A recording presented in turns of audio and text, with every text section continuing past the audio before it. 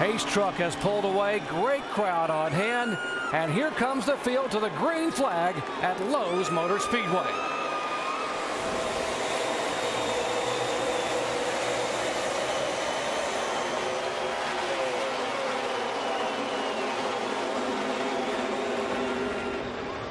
Jimmie Johnson made a nice run through that first turn. It looked like it was almost wide open right on the bottom. I thought Carl Edwards might be able to pinch him down. Looked like Jeff Gordon might have gotten the wall there off turn 2. We saw last night in the nationwide race that early on when these tires didn't have a whole lot of heat in them, that they were very slippery out there. He almost got it again off turn 4. You know, that track is going to get wide, but it's awfully dirty on the top side of the racetrack right now, and those guys are finding that as they get up in that high groove coming off these corners. See Jeff now staying on the bottom of the racetrack. I really thought Carl Edwards was going to give Jimmie Johnson a little better run for that 5 points. Looks like he tried to, but Jimmie had a plan. Little battle for 7th spot. Dale Earnhardt Jr. getting a challenge from the 07 of Clint Bowyer. Here's the battle back up front. I thought Carl was going to try to hold him down there and that might make that outside line work like we saw last night. We had a car in the wall just off of 4 there. The 77 car has already been into the wall also. He had a crash yesterday. 20 car, last week's winner, Tony Stewart. And on the outside of the 07, that is for 8th position. Clint Bowyer had an accident yesterday in the final practice session too. They had to repair this race car, so sure that he's just kind of treading a little bit lightly right now. They were able to get the car fixed and back out on the racetrack. I'm sure he wants to just get settled in here.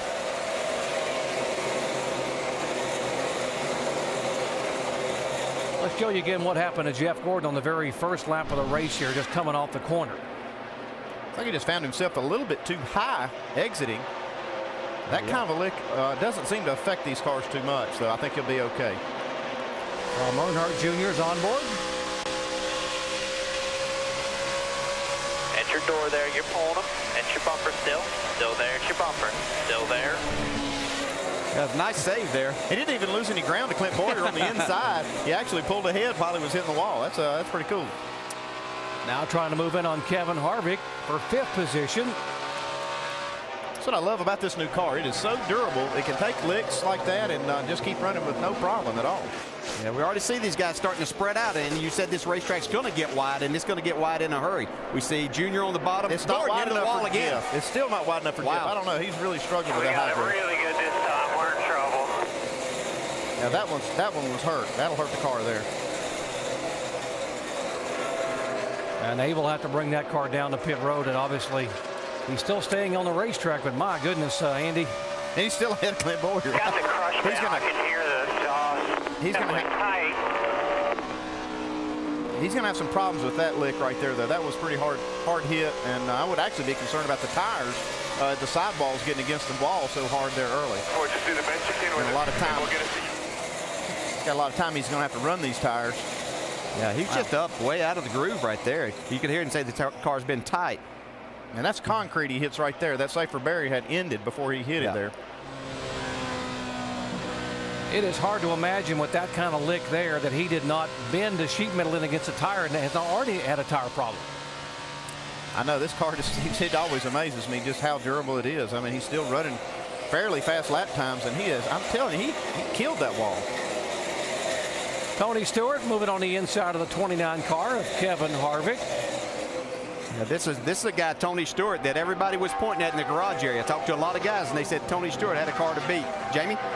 That's exactly what I was going to say, DJ. He's running solid right now, but everybody was saying, yes, he's definitely the car to beat. He just broke a 43 race winless streak last weekend. They're bringing a brand new car. They brought it here for the test 3 weeks ago. They're really happy with it, and Zippy just looked at me and said, yeah, I think we're going to be top 5. Definitely keep your eyes on the 20 car. How does that happen when a guy suddenly breaks a winless streak and then goes on a roll where suddenly he's just almost unbeatable? Well, one of the ways that happens, this 20 car has had good performance all year. They just haven't had the luck. They finally got some good breaks and a good break last week at Talladega, and that can just open it up. I mean, they've had the performance to win. They just hadn't had the luck. Early laps here. Jimmie Johnson has led all 8 laps thus far. And here comes a 24 car finally down pit road. Dave Burns. And guys, they were going to try to ride it out, but they began detecting that there was too much of a rub on the right front and possibly on the right rear as well. So So they are going to pit this 24 car. They are going to pull out the fenders on the front and the rear of the car and change the right side tires. Disappointing start to the night for these guys. They thought they had a good race car, maybe not the fastest, but now they've got a dented up race car immediately at the start of this race. Bring your tire back. All right, it's close. We got to go. Now that makes for a long night there. Whenever you have something like this happen this early in the race. Well, that's the key. It is early. They'll have a lot of time to make this up if the car will keep running good. It looked like he had, maintained okay. They came in because of the tire rub. The car was still fairly competitive. 20 car, Tony Stewart moving by the 88, and that is for 5th position. He makes a move. We saw a moment ago. Looked like Carl Edwards was starting to inch in a little bit up front on Mr. Jimmie Johnson. He was tracking him down, but he got within just a few car lengths there. Now it's kind of stabilized. Jimmie Johnson from the pole, by virtue of being the points leader, has led all 11 laps here so far. Back after this message and a word from our ABC stations.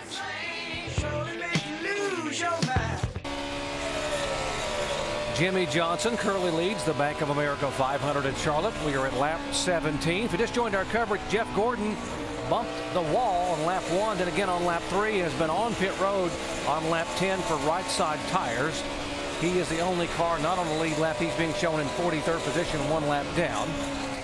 There is the 24 car and the damage to the right side. He's watching his lap times. He's fairly competitive. He's running speeds that are very close to the leader's lap times, even though he has some new right side tires. So the car's not hurt as bad as we would think after hitting the wall that hard. Jimmie Johnson is the guy they're chasing, Jeff Gordon's teammate, Dave.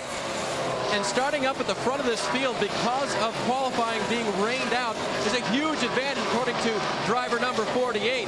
But if you talk about the other advantage they've had here at this racetrack, he's a 5-time winner. He said, some of that advantage has gone away from us. The changing of this racetrack, especially the repaving, has brought the other competitors closer to us. But I don't know how much closer, guys. He still looks pretty good here at the Lowe's Motor Speedway. They were talking about maybe losing some of their mojo. They finished 39th here back in May when they had an engine problem and finished 14th in this race a year ago. So 2 races in a row they haven't had a top 10. Here's a guy that's fastest car on the track, has been for about the last 6 or 7 laps. Tony Stewart's literally been 0.2 of a second faster than Jimmie Johnson, who's leading the race. But he's just mowing these guys down. Andy, he's normally not a guy that runs the middle and top side. He usually wants to be on the bottom, but he's making time up there. When he's good, you usually see that left front tire below the white line going through the corner, but he's working that high line real well and making some ground. And there he goes to the bottom as we talk about that. This is where you normally see Tony Stewart run well. We mentioned at the top of the show, he thought he had the race won here back in May. Pit strategy did not change tires on that final pit stop with 12 laps to go, and with 3 laps to go, lost the right front tire. Casey King goes by and takes the win. One of the cars we talked about just among us today for maybe being a sleeper, because he's getting better and better each and every week, is that 6 car of David Ragan. He's got a pretty good guy. He's following up through here, too, and he's making some time towards the top 10. He's right behind Mark Martin, who's moved into the 10th spot. David Ragan in the 11th spot now. Car really looks good and solid on the racetrack. Shannon? Well, I spoke with David Ragan's veteran crew chief, Jimmy Fenix, today. He agrees with you guys. He said David Ragan is very close to getting a victory this year, he said. But he said if we don't get a victory this year, he is very confident that they'll get one next year. But one thing he said he had to keep in mind is making the chase next season, he feels will be even more difficult than it was this season. He pointed out the fact that Mark Martin, of course, former driver of that car, will be competing for the chase, and it'll just make it that much stronger of a field. Yeah, guys, I spent some time with David Ragan today, and I know him from his Bandolero and Legend days down in Atlanta, Georgia. And he just was frank with me. He said, darn it, Brad, I'm tired of running well. I want to win a race. I'm going to do everything I possibly can to get this number 6 to victory lane before this season's over. I want to be in victory lane. So keep an eye on that old number 6. I think he's trying to get that hot rod up into victory lane for us. Brad, he came so close last week, finishing 3rd, tying his career best finish at Talladega. Tony Stewart, what do they say in Hollywood? Cue the smoke, because that's Tony's nickname, and suddenly they've cued him with that win at Talladega, and he is on the march. Jamie. He sure is. He just radioed in and said, I'm pretty good everywhere, just a tick tight late entry. Now, if you watch his lines, he's running the middle right now, and he's able to run high early. early, and that's what Greg Biffle is asking for. He wants to know where Tony was running when he was behind him, because most cars only one groove about now. So that 20 car guy's already moving around this early. Behind this battle, the 88 car, Dale Earnhardt Jr. He led the most laps here back in May, had a tire issue, ended up still getting a top 5 finish. Probably had the car to beat. Yeah, and he's running just inches from the wall. If we'll watch him, don't prove me wrong, Junior. Stay up there now. I've been watching him. Look, I'm telling you, inches. He runs as close to the wall as anybody that we've seen in a long, long time. Here comes Casey Kane doing just what he said. He wanted to run the bottom of the racetrack. He's making headway to the front, right on that white line. Yeah, I saw him making a few laps a while ago, kind of testing the outside, too. So he's just kind of searching around right now, but he went by Kevin Harvick there, so he's moving back forward into the 12th spot now. Casey has won 3 times in his last 5 starts at this racetrack. Very, very good. 3 times, I should say, in the Cup car. He's also won in the Nationwide car here. 26 laps in, the Bank of America 500. Jimmie Johnson has led all the way. You're watching ESPN on ABC.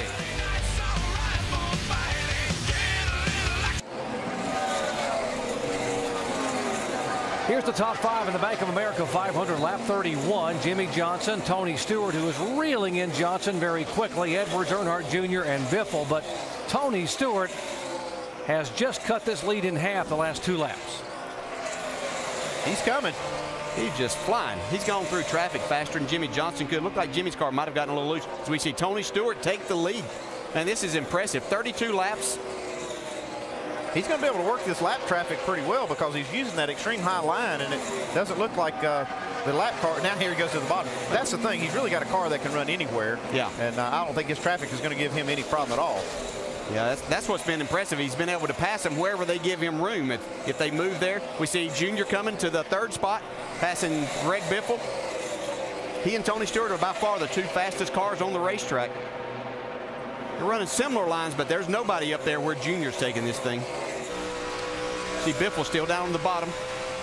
Mike, what are they saying in Junior's camp?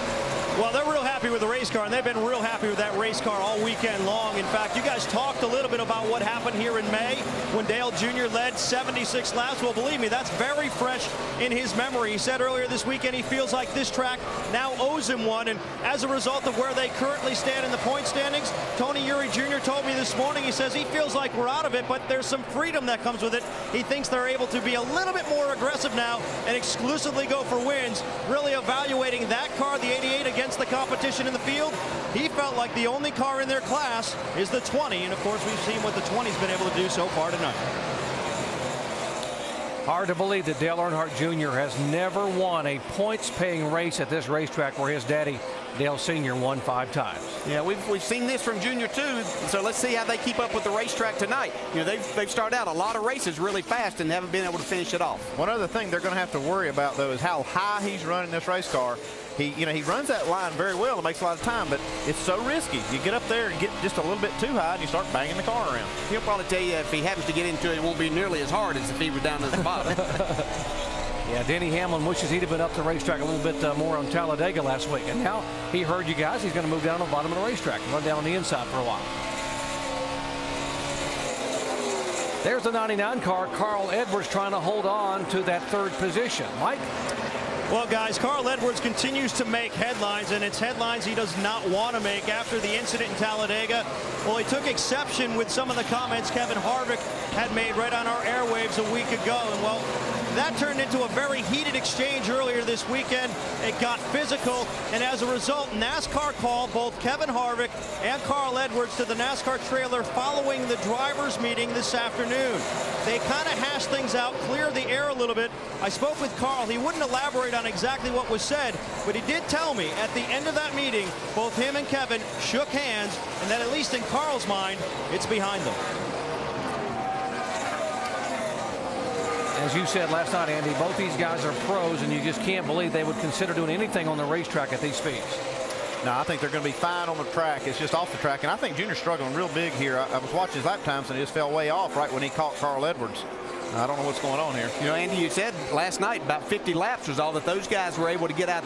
They started seeing some problems with the right front tire, and we know how much harder this car is on the right side tires. Here we are just under 40 laps, so could they be experiencing something here? Yeah, he could be feeling something he doesn't like and just going to kind of cool it a little bit. Real loose. Rotating way too much all the time. Well, I tell you, one thing I'm concerned about for Dale Earnhardt Jr., guys, if you remember the Coca-Cola 600 this year, he was leading the race running that same line right on top of the racetrack, running loose, and just lost it a little bit and creamed that wall and destroyed his chances to win that race. So he's got me a little nervous right now because he's running that exact same line, guys. And Rusty, good point. You heard Kenny Francis talk about this track being so hard on that right front tire, which is the issue that Earnhardt Jr. had here in May. Just builds so much heat. This racetrack is still fairly new. It's got great asphalt and a lot of grip, and it makes a lot of heat in those tires, especially the right sides. Yeah, we'll see him running there. Biffle, Jeff Burton, who's been running that high line also and making a lot of time. His car's been awfully good.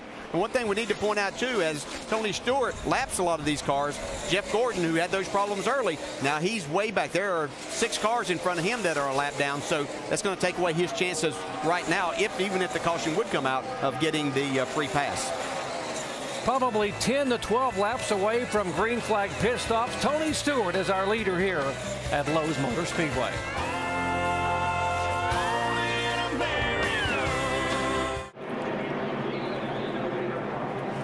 Under caution for the first time tonight, Lowe's Motor Speedway. Hard impact in the turn 4 wall by the 78 car, Joe Nemechek. You'll see coming up on your screen here, right front tire goes down, Joe, into the wall in the 4th corner there. It's pretty hard. At the same time, the 77 car got in the wall also. He had a right front go down. See from Carl Edwards there. Stay low. Stay low. Green is still out. Keep coming. Now the yellow's out. Now the yellow's out. And the leader is coming down pit road for the first time tonight. Jamie. Tony Stewart saying he's just tight center and off now. They're just going to take some air out of that left rear. 4 tires. They're going to stop him short because the 55 of Michael Waltrip is coming in. Mike? Carl Edwards saying he's tight center. They're going to make an air pressure adjustment. A ½ pound out of the right rear, a ½ pound in the left rear, trying to free him up in the center. A 4-tire change in Sunoco race fuel on the 99, Dave. Same condition for the 48 car, tight in the middle of the corner, lost the lead to the 20 earlier. That'll be a chassis and air pressure adjustment for Johnson. His crew gets him down and away off of pit road, guys. There is the race off of pit road. Jimmy Johnson had the best pit position, and by virtue of having that stall, able to gain a spot. Carl Edwards up. Tony Stewart back in the middle of pit road, lost 3 positions. You see Kyle Busch +1. Watch how close it was. Watch Jimmy just get there. There comes a 99. And they're loving that. They got their guy out of the pits and back up front. Back after this message and a word from our ABC stations.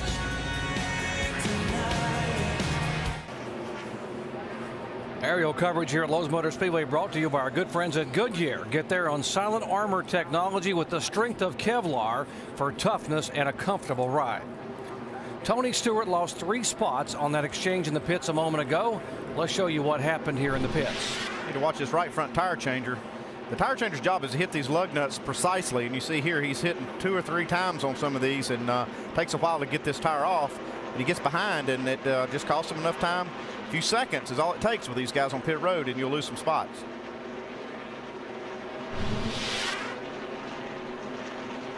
We're in good shape, guys. So I say, don't worry about it. Don't fret it. We're in really good shape here. Just take care of this thing all night. We got something we can work with all night. Gotta love hearing that. If you're a crew member, you got something to work with here. Tony doesn't brag to this early in the race that often. No, but he knows he's got a fast race car. So go back to green. Jimmy Johnson's crew got him out first. He will lead him down. Edwards, Jeff Burton, Stewart, and Biffle, the top 5. You can see Jeff Gordon's the 3rd car on the inside there as far as trying to get that lap back. I'm not sure how good his car is after that contact with the wall a couple of different times. Tony Raines and Dave Blaney in front of him are both lap cars. He's going to have to get around both those cars to be the first car to get the free pass if the caution were to come back out, the 70 and 22. Carl Edwards is going to push hard right here to try to get by Jimmy Johnson before Tony Stewart gets there, so he can try to get these 5 bonus points for leading the race. We'll see Stewart take that third spot away from Jeff Burton. As you said, Carl Edwards really wants those 5 bonus points. Oh yeah, here we go. Already heating up. We're 50 laps into these 334, and these guys 3 wide. David Ragan down the bottom. Our in-race reporter Casey Kane right there as we ride along out of turn 4.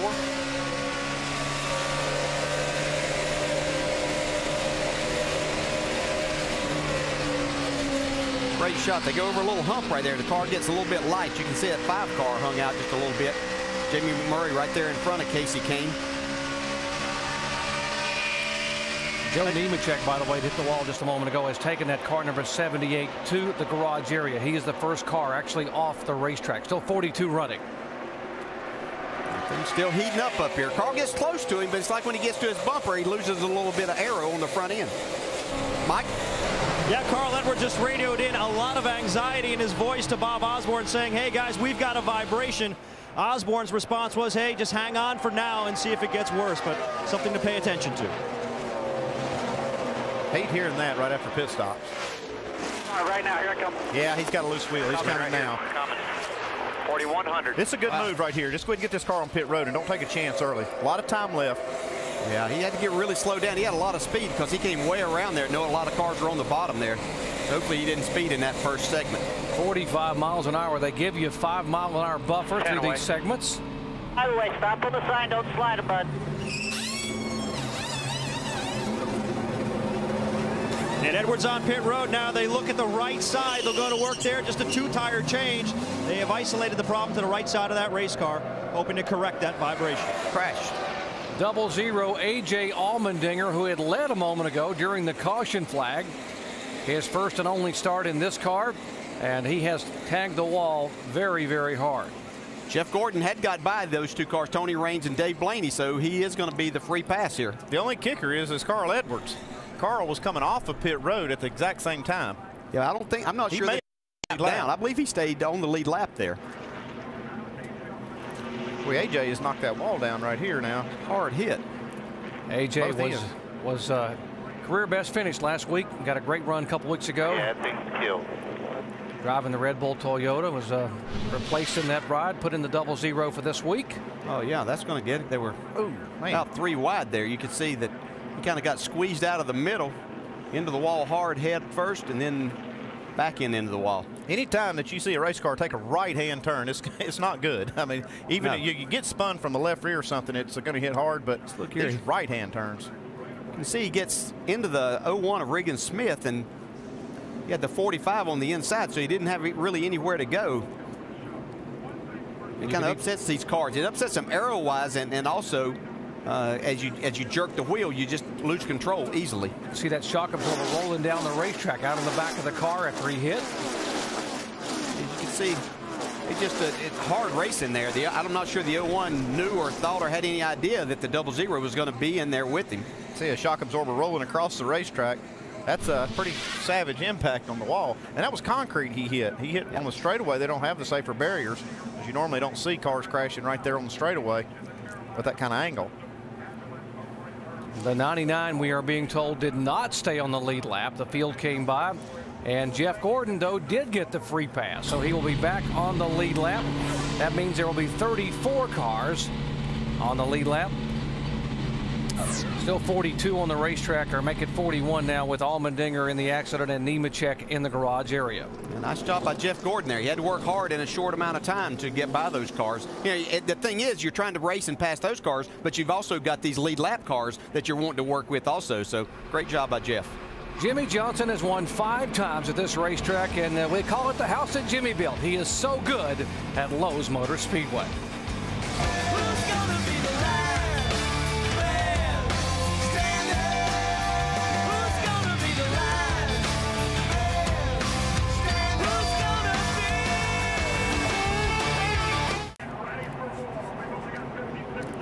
Thanks, Matt. We are at Lowe's Motor Speedway under caution for the second time and out. A very hard hit by the 00 car of A.J. Allmendinger. Jimmie Johnson is our leader. Jimmy's teammate, Jeff Gordon, has gotten back on the lead lap, but the crew chief for Carl Edwards pleading his case because he thought they should have gotten the free pass by being the first car a lap down. Well, when the caution flag came out, Carl Edwards had really not gone a lap down when they froze the field. And I think that what he's arguing here is that that should leave them on the lead lap. But he still has to beat the leader to the end of pit road. Okay, but he didn't do that. But why isn't he the first car a lap down? I'm a little confused myself here. Then he shouldn't. I know they're saying that the caution came out before he was a lap down, but then if it did that. Tires, 4 tires, nice and smooth. Jeff Gordon back in. Let's go down to Dave. They'll change 4 tires, Doc, and take a little time on an adjustment that they wouldn't want to take under green. They'll put a spring rubber into the right rear of that car. You see him holding and working right there, making sure it gets in there tight and keeping that car just a little bit looser throughout the night. Mike? The 99 team inspected the right side wheels. They stalled it this time down pit road. They're having a problem. They wanted to make a 4-tire change. They'll have to back up Carl Edwards. This will cost them even more time. But as we were mentioning, the right wheels that came off in their last pit stop, there were no problems with them. So rather than take a chance, they wanted to bring them back down here, change all 4, and try to correct that vibration. But kind of an awkward pit stop there, guys. And they need to clean it up a little bit on pit road, because that's kind of what brought them down the first time under green. He saw a mistake right there, just trying to get him off pit road and put him in a position to get this lap back. So again, Carl had a problem with a vibration, or what he thought was a tire going down on the right side. Came down pit road on lap 52. Then there was the impact with Allmendinger on lap 53 while Carl is leaving the pits. And they're telling his crew chief there, Bob Osborne, that Carl did not get the free pass, that they froze the field and he's a lap down. He'll get it explained to him right here. Yeah, they're going to let him know, but he's not understanding it at all right now. And what they have to do is really work on this pit sequence. And this is a long race yet, and they need to make sure that they get their act together in there. This is how you lose championships. This has everything to do with this discussion about where these guys are pitted. They're pitted beyond the start-finish line. So that means they have to beat the cars to the end of the pit road. And if they were pitted before the start-finish line, all they had to do was just cross the start-finish line, the center of the pit road. A.J. Allmendinger brought out the caution flag, and he's now standing by with Shannon. Doc, it was a one-race deal for A.J. Allmendinger in this 00 car. Very hard hit. Are you all right, A.J.? Yeah, I'm fine. I just sorry for everybody at Michael Waltrip Racing and Champion Mortgage Toyota. You know, it's not what they paid me to do, and thought I had the middle was open. Regan kind of got wide, and Chad was a little bit slow on the bottom, and I thought the middle was open, but I think Regan came down a little bit, but more than anything, I was just probably being not patient enough that early in the race. They guys made a good adjustment on the pit stop and wanted to get up there in the front and kind of get out of the danger zone and getting lapped if we went green for a while, but just feel like an idiot, honestly. That's not what I didn't want to do that for these guys, and I just probably wasn't patient enough. I feel bad. It's all me. All right, the good news for A.J. Allmendinger is he will be back in a car next week at Martinsville in that number 10 Gillette Everhome Motorsports car. Yeah, he will have that ride the remainder of the year. And then questions for 2009. I understand he might have a couple of options. A very talented young driver. Completing lap 58, Jimmie Johnson will lead him down. We have 34 cars on the lead lap. Jeff Gordon, the final car on the lead lap. Here comes Jimmy, Tony Stewart, Greg Biffle, and Jeff Burton. As you watch these cars, you see Carl Edwards has got 5 cars in between him and being that car for the free pass. You can see him down on the bottom there. So he's going to have his work cut out for him in trying to get in that position that Jeff Gordon got himself in position before that last caution. He's going to race hard. He has a good race car, and we have a long race. We're only 60 laps into this 334-lap race. So plenty of time to make it all happen.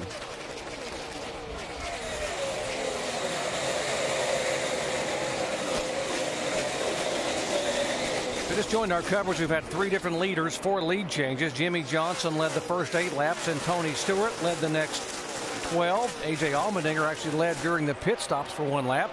And Jimmie Johnson back the leader now as they're 3 wide on the straightaway here. Right there's the risk that's involved here. He's going to have to race these lap cars. They're not going to give him anything. He's going to have to race them for these spots. 43 car Bobby Labonte and the folks from General Mills and Cheerios painting this car pink for a very special cause. Yeah, that's Breast Cancer Awareness Month, and Bobby Labonte, his team, Kyle Busch and his team, and Elliott Sadler and his team all have some pink on their cars. Bobby Labonte's mostly pink this week, and you know, we've supported the Susan G. Komen Breast Cancer Foundation for many years, and all of these guys are in the act, and these race teams and sponsors. Great effort on their part. Dave? And working this weekend with crew chief Jeff Mendering, they've been battling between a car that's good in but tight in the center, or a car that's really loose in and good in the center. Early on in the run here, they've gone the faster route, loose in and tight in the center, but they had to take a little bit of that back out just to give the driver a little more comfort. 43 car being shown back in 14th position. Pretty good group here. The 88 car, Dale Earnhardt Jr. up in 6th. Boyer back in 7th.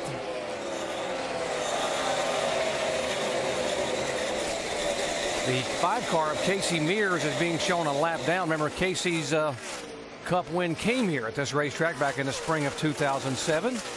Oh, trouble. 84 car, Mike Skinner and Schrader. Crash of 1 and 2. Two veteran drivers getting together right here early in the race. That's kind of not typical of these guys to get into a problem this early in a race. And not a lot of give and take out there right now. We see a lot of 3-wide racing and guys making some moves that getting them in trouble. Mike Skinner filling in that 84 car. Scott Speed will take over next week. There is Kenny Schrader, former winner here at this racetrack. I'll show you what happened to these two veterans. Well, speaking of 3 wide, here they are again. Somebody sticking in. Oh, there's the problem. Michael Waltrip got into the grass. Then Kenny didn't give him quite enough room right here. That will move. That calls for a little give and take getting down into turn 1. Does that, and these guys are racing awfully hard early in this race. It surprises me that these veterans are doing this. I mean, Kenny Schrader knows better than to jump out on the outside of these guys early in the race. I think right here, Kenny might even be a little bit upset with Mike Skinner not knowing why he got forced up into it. Yeah, I'm not sure that he saw all of what took place to get Mike to that point. Now from Michael Waltrip's on board. Hello. Michael getting a run here. Kind of ran out of racing room there as far as the Still asphalt out there. goes. So 3 wide, 2 wide. Well, Michael made a little room for himself. Wall behind. Damage on the right side. Here's the 11 car of Denny Hamlin. Remember the hard lick he took at Talladega while leading when he had a tire come apart. He's given up the 8th spot to come down pit road. Kevin Harvick also in. Shannon. Kevin Harvick says this car is terrible. It is plowing. They are going to go 8 rounds up on the track bar, guys. This car is not good for this 2019 for Kevin Harvick. Dave? Nothing that drastic for Denny Hamlin at this point, Shannon, but they did want 4 fresh tires and to top this car off with fuel. Seems guys like some of the guys want to get off cycle with the other competitors on these pit stops. The only problem, this is a decent strategy, but the only problem with it is you get behind a lot of cars and you can put yourself in a bad spot. Working caution for the 3rd time tonight. There have been a total of 12 laps under the yellow. Back with more from Lowe's Motor Speedway in just a moment. Starting at 7 Eastern with Monday Night Countdown delivered by UPS. So Carl Edwards is a lap down back in 36th place. Let's listen. You gotta ask one more time. There's just no way you can. How can I say you lose it after the yellow? It's a joke. This is unbelievable. They said we didn't beat the 48 to the end of pit road when the caution came out. Now Carl's still trying to figure out, along with his crew chief Bob Osborne, how they wound up a lap down. Just to re-explain the rule, there are 2 lines on pit road that when you're on pit road, Carl's fumbling with a lot of switches there. Can't get that car to crank. It won't fire. See out of power? The restart deal. Yeah, you can hear it turn it over. It's not cranking. He's lost the ignition system. He's trying to switch boxes and get this thing fired back up. It's not listening. Working either. Well, this is a huge mistake, right? A huge problem for Carl Edwards. Looks like they're calling off the restart right now. He's trying to get it fired up. It can be a couple different things. What your gauges say about anything? They're dead. He might have hit the button on his steering wheel we got power to the car. accidentally. All the fans work. Everything works. Just no ignition, no spark. All right. We'll try to get pushed down pit road here. Pull the hood, see if anything's loose.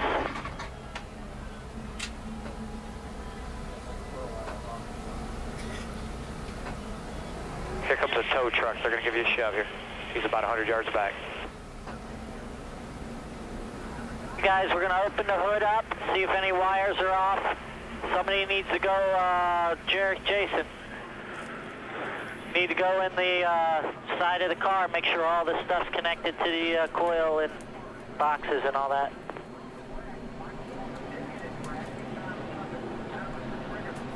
All right, so you see Carl Edwards' car going to get pushed back onto the pit road. He's going to lose another lap here. And Rusty was about to talk about a button on the steering wheel. Let's go to our Chevy Cutaway car. Tim Brewer, want to show us what that's all about?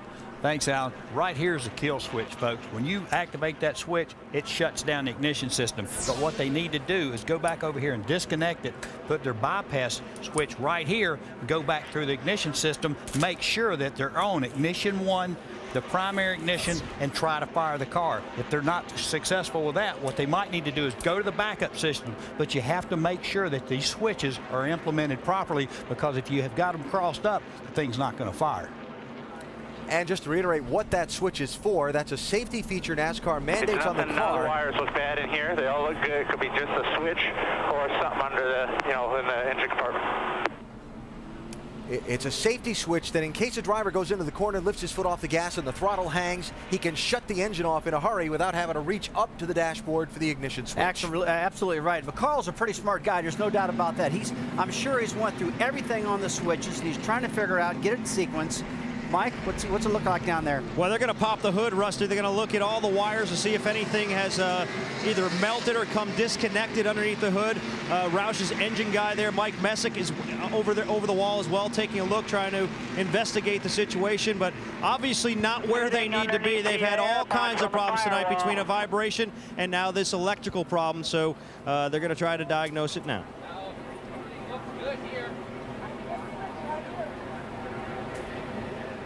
Probably this damn switch right here.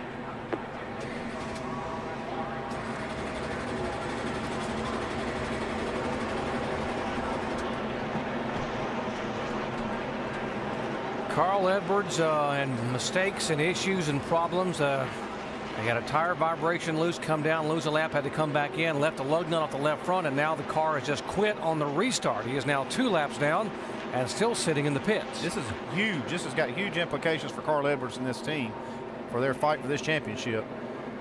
They're really feeling the pressure here. This is, you hate for something like this to be taking you out of it. Second in the point standings coming into tonight, just 72 points back. He is on pit road. The guy he was chasing, Jimmie Johnson, will lead him down. Tony Stewart second, Greg Biffle in third, Jeff Burton fourth, and Kyle Busch is now fifth.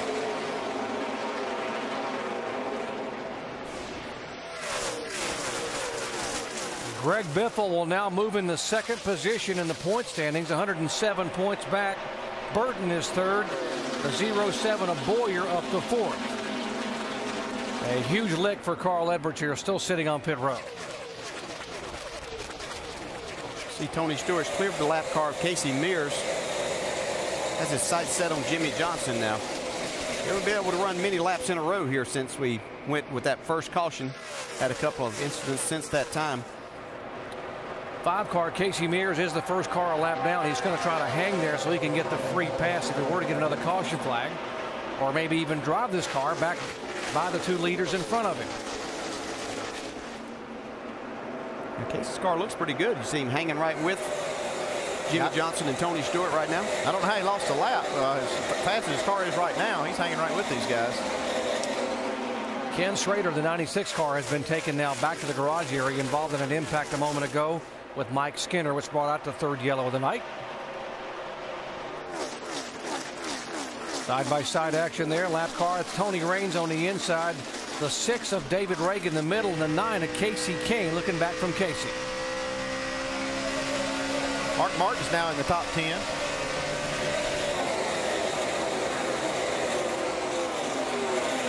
There's Mark right there on the inside of Dave Blaney.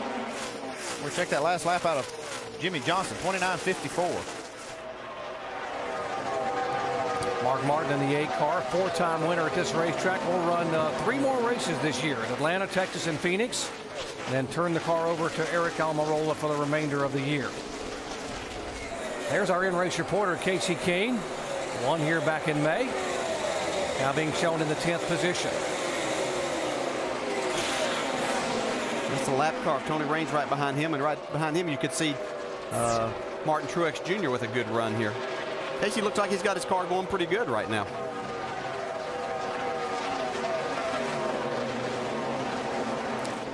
Checking on Casey Kane. Shannon.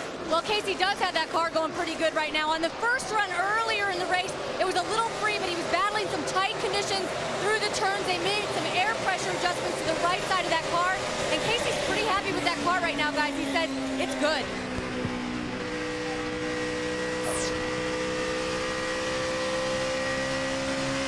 '76 of 334 laps.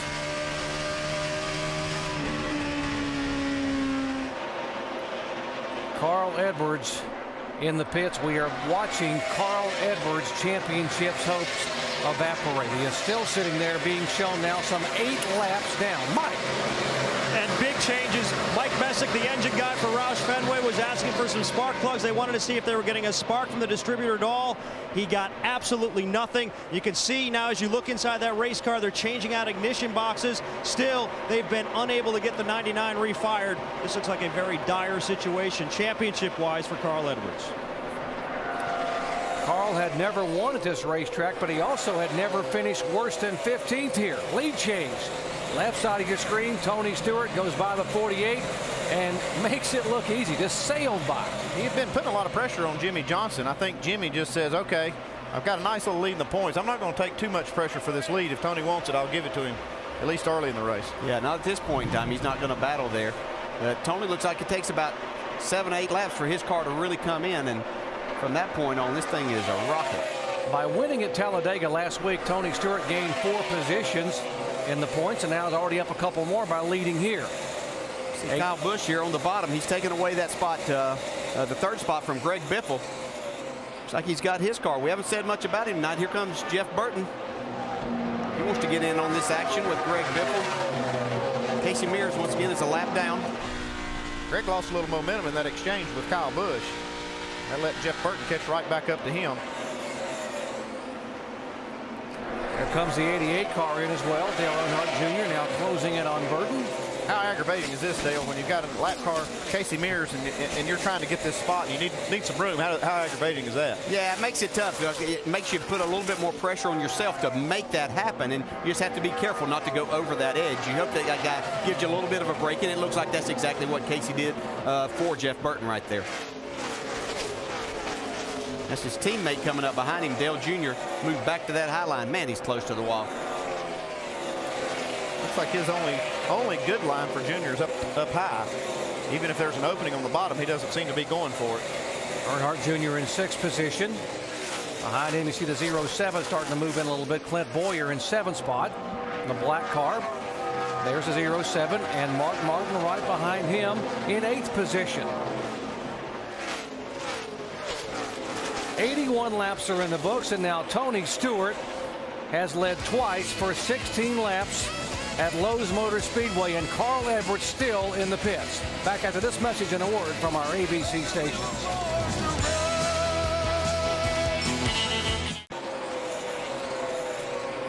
Working lap 87 of the Bank of America 500 at Charlotte. Tony Stewart has now pulled away to a 3.2 second lead over that car. Jimmie Johnson, Kyle Busch is 3rd, Greg Biffle, and Jeff Burton rounding out the top 5.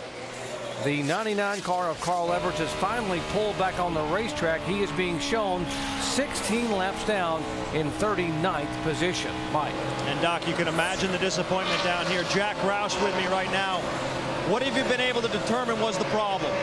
Well, we're not quite sure what the problem was. As they started working on it, it either could have been the ignition interrupter system, which shuts off the ignition, or something in the instrument panel and or the ignition boxes. They pretty much figured out that, determined it was not the interrupter system, but they wound up changing both ignition boxes and the wiring harness that controls it, and then magically it had ignition again. But it had no ignition on either box, and the initial diagnosis was that everything was dead. But they made a massive change of a modular electrical unit, and now it works. So we'll see what happens. Obviously, this is the last thing you wanted to see happen under these circumstances, being in the chase. Can you give me some perspective? What's this like with 6 races remaining with a possible title on the line? Well, I'm sorry, Mike, I can't understand what you said, but it was obviously bad for our prospects for the championship. You know, we need, you can't afford 2 mulligans in a row like this, and we'll just have to see what happens. I certainly don't wish anybody else bad luck, but we're going to have some bad luck spread around before we can get back into it with the 99. Disappointed team, Doc. Here are the point standings as of right now. The 48 car, Jimmie Johnson, talking about the chase standings now. Biffle would be in second position now. You see that Carl Edwards would have gone back to 6th spot. He lost 4 spots. He is some 206 points back in the chase point standings with now 5 races to go, but still a long way to go tonight. He's being shown 16 laps down in 39th position.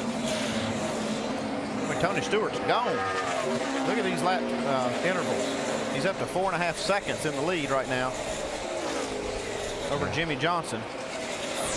The only 2 cars that are running close to the lap times are Kyle Busch in 3rd and Greg Biffle in 4th, and they're generally at least 1/10 of a second off per lap from what Tony is running. You can see the 48 of Jimmie Johnson in 2nd. That's Kyle Busch right there in 3rd.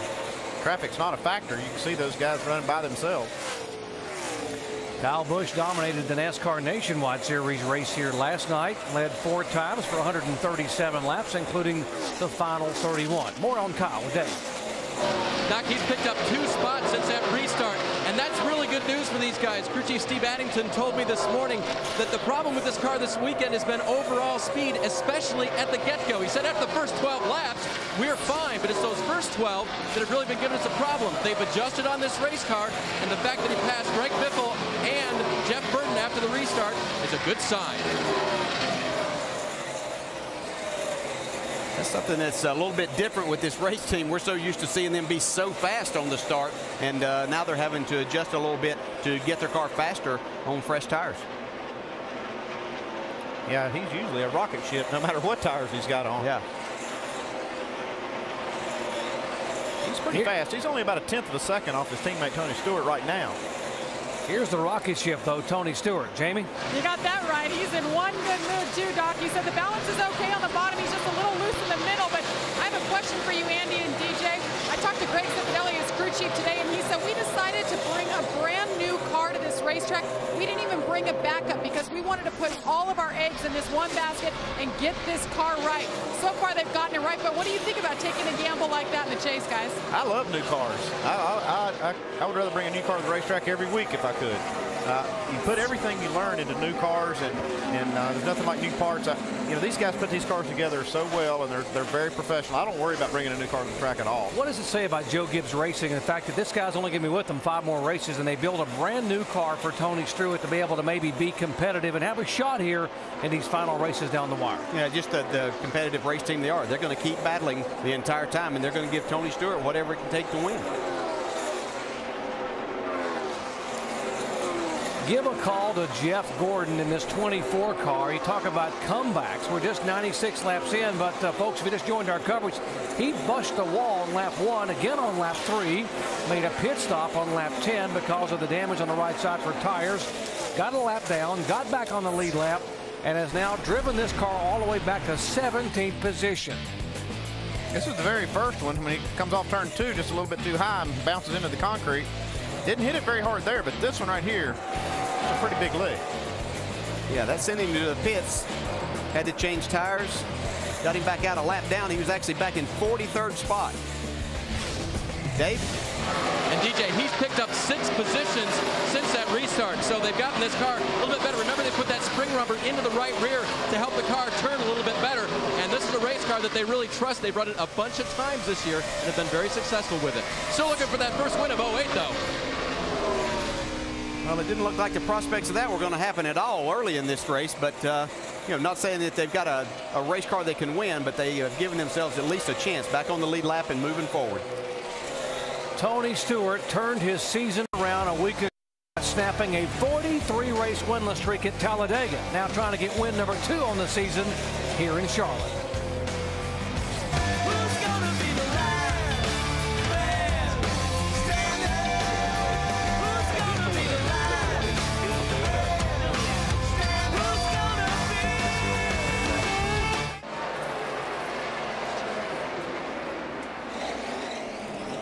trouble here. Car in the wall. It is Dale Earnhardt Jr. has hit it a ton. Unbelievable. Pitting in 1 lap. Another right front tire down. They said they were pitting in 1 more lap. 4th caution flag tonight, and that's exactly what happened here in the spring, although it wasn't nearly that severe. He cut the tire, kept it out of the wall. Now he is hit heavily damaged there on the right side. It looks like we're going to be into a window. We ride along with Dale Jr. here. Man, but it's tight about at the 60% mark of the corner. Right about. Blow the tire. Stay high there. Stay high. Stay high there. Got a lot of cars coming here still. Stay high. Stay high there. I'll get you down as soon as I get her hole here. Unbelievable. Pitting in 1 lap. So now 2 chase contenders. 2 of the heavy hitters here that have had good runs at this track over the years, having trouble here in the first 103 laps. And Junior was talking to his crew, giving them a play-by-play of what was happening with his race car through the corner until he blew that tire. They could actually hear the tire blow because he had his mic keyed, trying to tell him what the car was doing. Leaders in the pits. Let's go down to Jamie. Tony Stewart pulls in. He was giddy over the radio, very happy with the car. No adjustments, 4 tires for smoke in the 20 car. 18 car of Kyle Busch was just a little bit tight in the center of the corner. They're going to reduce the air pressure in that right front tire. Possible 2-tire stop. Keep your eye on the 18 there as we look at the 48 down on the bottom. Jimmie Johnson's going to get a chassis adjustment on that race car. He's going to get a 4-tire change, and he is going just a little bit tight in the center of that car. That's the correction they're going to make for the 48. Here comes the race off pit road. 18, 20, and 48. Very close. Boy, looks like the 20 will get it by inches over Kyle Busch and Jimmie Johnson. Jeff Burton will gain a spot. Biff will back a couple. Kurt Busch up 3 positions for the Penske boys. Watch this race off. How close was it? Oh, it was close. I thought Kyle Busch was going to get him at the line. Wow. Got him by a bag of M&Ms. Oh, close. Oh, that close. Back with a restart here at Lowe's Motor Speedway in a moment. Thanks, Matt, here in Charlotte. Matt Kenseth has stayed on the racetrack, and he is being shown as the leader here under caution for the 4th time tonight. Let's visit with our in-race reporter, the driver of the 9-car, Kasey Kahne, being shown back in 15th spot. Kasey, Dale Jarrett, ESPN, you happy? Yeah, I got you. Kasey, can you tell us what you're battling with your car out there tonight? Yeah, I'm struggling getting into the corner a little bit. I feel like I'm turning my hands too far, and I'm just tight. And then it seems like it's heating up the right rear tire after a while on the run, just with being tight, which is kind of different than usual. But that's what it feels like. So we're just trying to get it to cut better, get down to the white line better, and be able to get back to the throttle and stay there. What kind of adjustments are they making for you to correct that problem? So far, with a little bit of air pressure in the front tire and some wedge out the back. So we'll see. This was the wedge. We'll see if this helps. Still a long race. Still got lots of time to keep adjusted and try to find the sweet spot for tonight. Okay. Thanks a lot, Kasey. Good luck. Thanks.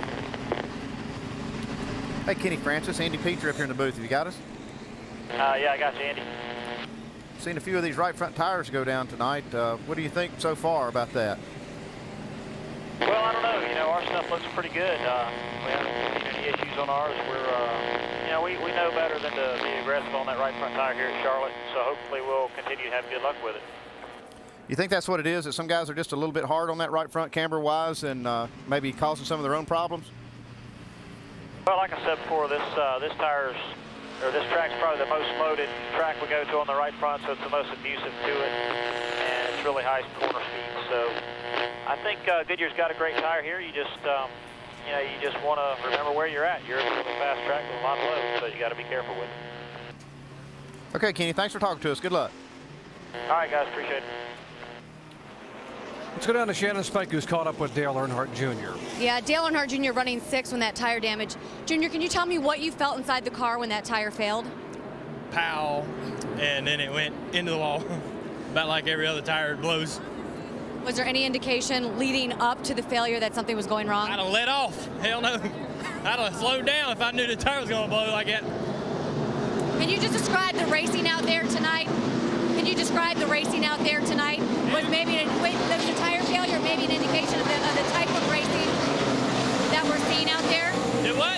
Can you just describe the type of racing out there tonight? Was it battling that might have led to this tire failure? No, I was riding. I was taking it way, way easy. And flew like everybody else was too. It's a long race, and we just all kind of riding around, just waiting till the end. All right, Dale Earnhardt Jr. released from the Infield Medical Center. Thank you, Shannon. With the 17 car now coming back down pit road, Tony Stewart reassumes the lead here in the Bank of America 500 at Charlotte, but the 18 car in hot pursuit. One guy's not going to be able to ride around here is Tony Stewart with that his teammate Kyle Busch on his bumper. Kyle hadn't had much success in the chase so far, so he's wanting to get back to his winning ways. Well, he's there too now. Look at him right here, coming off turn 2. He's pushing hard. Had it hung out, didn't he? Kyle Busch hung out. Yeah, that's, I know. Here he goes. I think Tony might let him have this battle for the time being. We said earlier that Tony's car took 7 or 8 laps. We see Jimmie Johnson wants to get in this battle too, have a little fun. And I want to get this little Chevy up there and play with those Toyotas. I'll tell you who's impressed me is Clint Bowyer. He didn't have a practice, or his practice session went so bad yesterday. He ended up crashing the car, and here they've got it fixed, and he's up here in the top 5. He's really impressive so far. And they were thinking about going to a backup car. NASCAR wouldn't let him because he pancaked the right side of that car. But I hand it to Gil Martin and his whole crew for putting this car out here this competitive today. Yeah, nice job. Couple of cars working their way up. Jeff Gordon and Casey Kane. They are 15th and 14th. Tony Stewart having a little problem off turn 2 now. Gets passed by Jimmie Johnson all of a sudden. This 20 car just went straight up the racetrack. If he's got a problem or if he just let Jimmy go, but he went up the racetrack pretty fast and gave the spot to Jimmy. Tony has lost the lead and second spot in that much distance in a lap and a half to Kyle Busch. I think Tony knows he's got a good car. If he has anything right there that's not feeling exactly right to him, then he's not going to press the issue right now. See him wiggle it coming up off the corner like he turned the steering wheel. He's got something he doesn't feel good about. He's trying to feel it out and just see if it's just something that really is a problem or if it's just a funny feel. We saw last night. Jamie McMurray came down pit road, thought he had a flat tire, and the tire really wasn't flat. So Tony wanted to make sure there's nothing wrong before he comes down pit road. Yeah, you can get just a set of tires that there's nothing wrong with them. They just don't match up as well as what you would like, and when you put them on the car, you think everything's there. All the codes and everything tell you that they're just like what you've had on, but it may not feel that way on the car. We've monitored his radio. He's not said a word about it yet. We're probably a lot more concerned than he is right now, actually.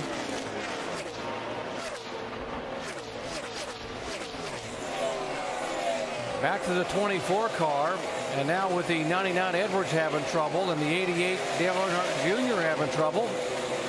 Jeff Gordon dodged a couple of bullets early on after losing that lap, trying to get back in this thing. You can see here they are, he and Casey Kane battling with David Rudiman. You can see David's been into the wall earlier in the race. They came down pit road a couple times and worked on it, but he's got himself up there battling. He's in 14th right there. Jeff Gordon taking that spot away from him.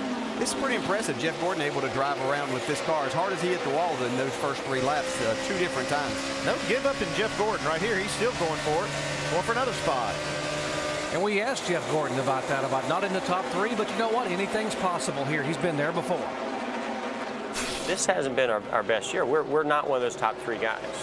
We're not Carl, Jimmy, and Biffle at this point. If competing with those guys is what it's going to take, then we got a lot of work to do. But we did show some signs of that last week at Kansas, and so anything's possible. A 35-race winless streak. He has not won a race since this race a year ago. But as he said there, they started to come on the last 4 or 5 races. Tony's got a problem here. He's getting passed again. More on Tony Stewart. Jamie? Well, he just came over the radio and said, I'm just loose, guys, loose. Greg Zipadelli said, we didn't change anything, man, so we need to just keep an eye on it. Tony Stewart continuing to slip back and lose some positions. Yeah, I talked to a few guys after practice yesterday, and they were saying that there's a little bit of inconsistency with the tires. You could have, get your car set up on one set and you change sets of tires and not change anything about your car, and it'd be totally different, whether it was loose or if the car really got to where it wouldn't turn in the center of the corner. So I think that's what Tony is experiencing right now. You heard Greg Zipadelli say that they did not make any changes on this car that was just dominating before this. That's so frustrating for a crew chief. They have a dominant car. They've led all these laps. They had a 6-second lead before the caution came out. Put a set of tires on it, and now he can't stay hardly in the top 5. He's struggling just to stay there. He's 7th right now. Yeah. Pretty good car in front of him, Brian Vickers in the 83.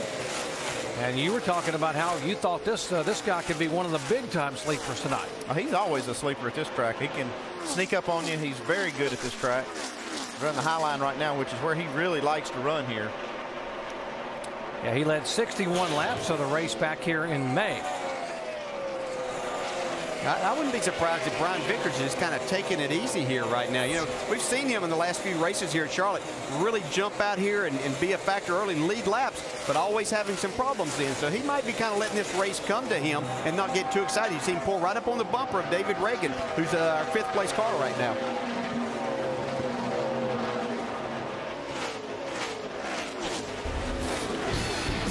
We mentioned the fact that he had such a good car here back in the spring, had led over 60 laps, and then suddenly he had tire issues. Left rear tire and wheel comes off. Yeah, that was really not a tire issue as much as it was a pit crew issue. They didn't get it tight on the pit stop, and he ran it just a little bit longer than he probably should have. Trouble in turn 2, and the 10 car spins across the racetrack. Mike Wallace in the Dodge, and that will bring out caution again. He's got a right rear tire down. We're still rolling, guys. That's what created the spin. Okay, this is going to be an opportunity for some guys up front now to maybe get 2 tires and pull a little strategy. These last cautions have come after long runs, and that doesn't open it up much for strategy, but you'll see some here maybe. See what happened to Mike over there in between turns 1 and 2. On above Jeff Gordon. Yeah, gets into the wall just a little bit there. Now, he could have lost a right rear tire. Or actually, they look up right there. He just maybe got loose. They don't like to slide very long before they blow out, so that's why you see the tires down now. That tread rubber is extremely thin. Leaders pitted just lap 105, so just 16 laps to go. You're thinking some of these guys may come in and put some right sides on?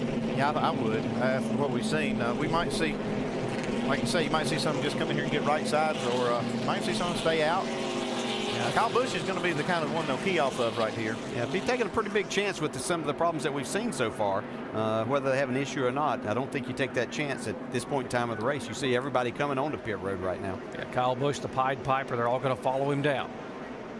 45 miles an hour. Shannon? No changes for the 6 car of David Ragan. He says it's just a little bit on the free side, but it is starting to come to him, and those guys are on the right side of the number 6 car. It's 2 tires for David Ragan. Mike. Before the race, Scott Miller, crew chief for Jeff Burton, said it's all about track position. That explains this gas-only stop on the 31, Dave. Leader Kyle Busch wants 2 tires and fuel. That'll be the same for Jimmie Johnson. Not sure, he may have changed none. We'll check on that for you. All happening very fast down here. So some strategy being invoked. No tires, fuel only on the 31 car. Probably the same for Jimmie Johnson. We'll update Kyle Busch back 2 spots by changing right side tires. Next week, the chase for the NASCAR Sprint Cup moves to the short track in Martinsville, Virginia. Sunday, 1 o'clock Eastern Time on ABC. Jimmie Johnson has won 3 of the last 4 Martinsville races, finished 4th there in March. We will find out how the short track scramble shakes up the standings. That's Martinsville next Sunday, 1 Eastern on ABC. Our AT&T Crew Chief Challenge: which chaser involved in the big one at Talladega last week has the best chance to bounce back in tonight's race? Greg Biffle, Matt Kenseth, Kyle Busch, or Kevin Harvick? Play text the word crew to 191 on your AT&T wireless phone. Send in your answer. The results shown later in the race, and standard text rate applies.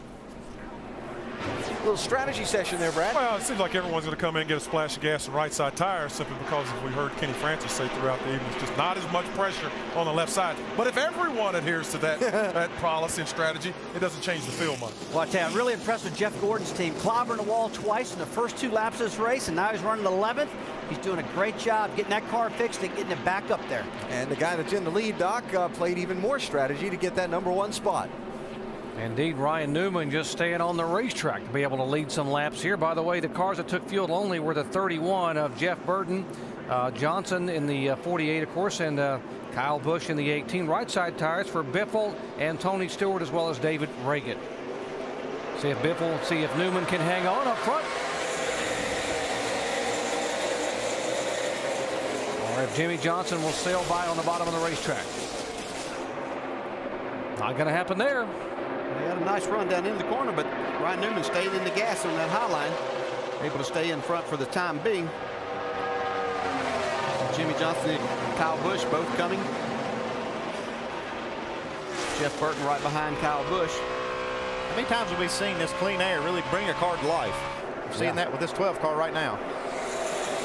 Well, we really haven't paid much attention to Ryan Newman here tonight. He's been back in the pack and just running okay, but as you said, out front in that clean air makes a real difference.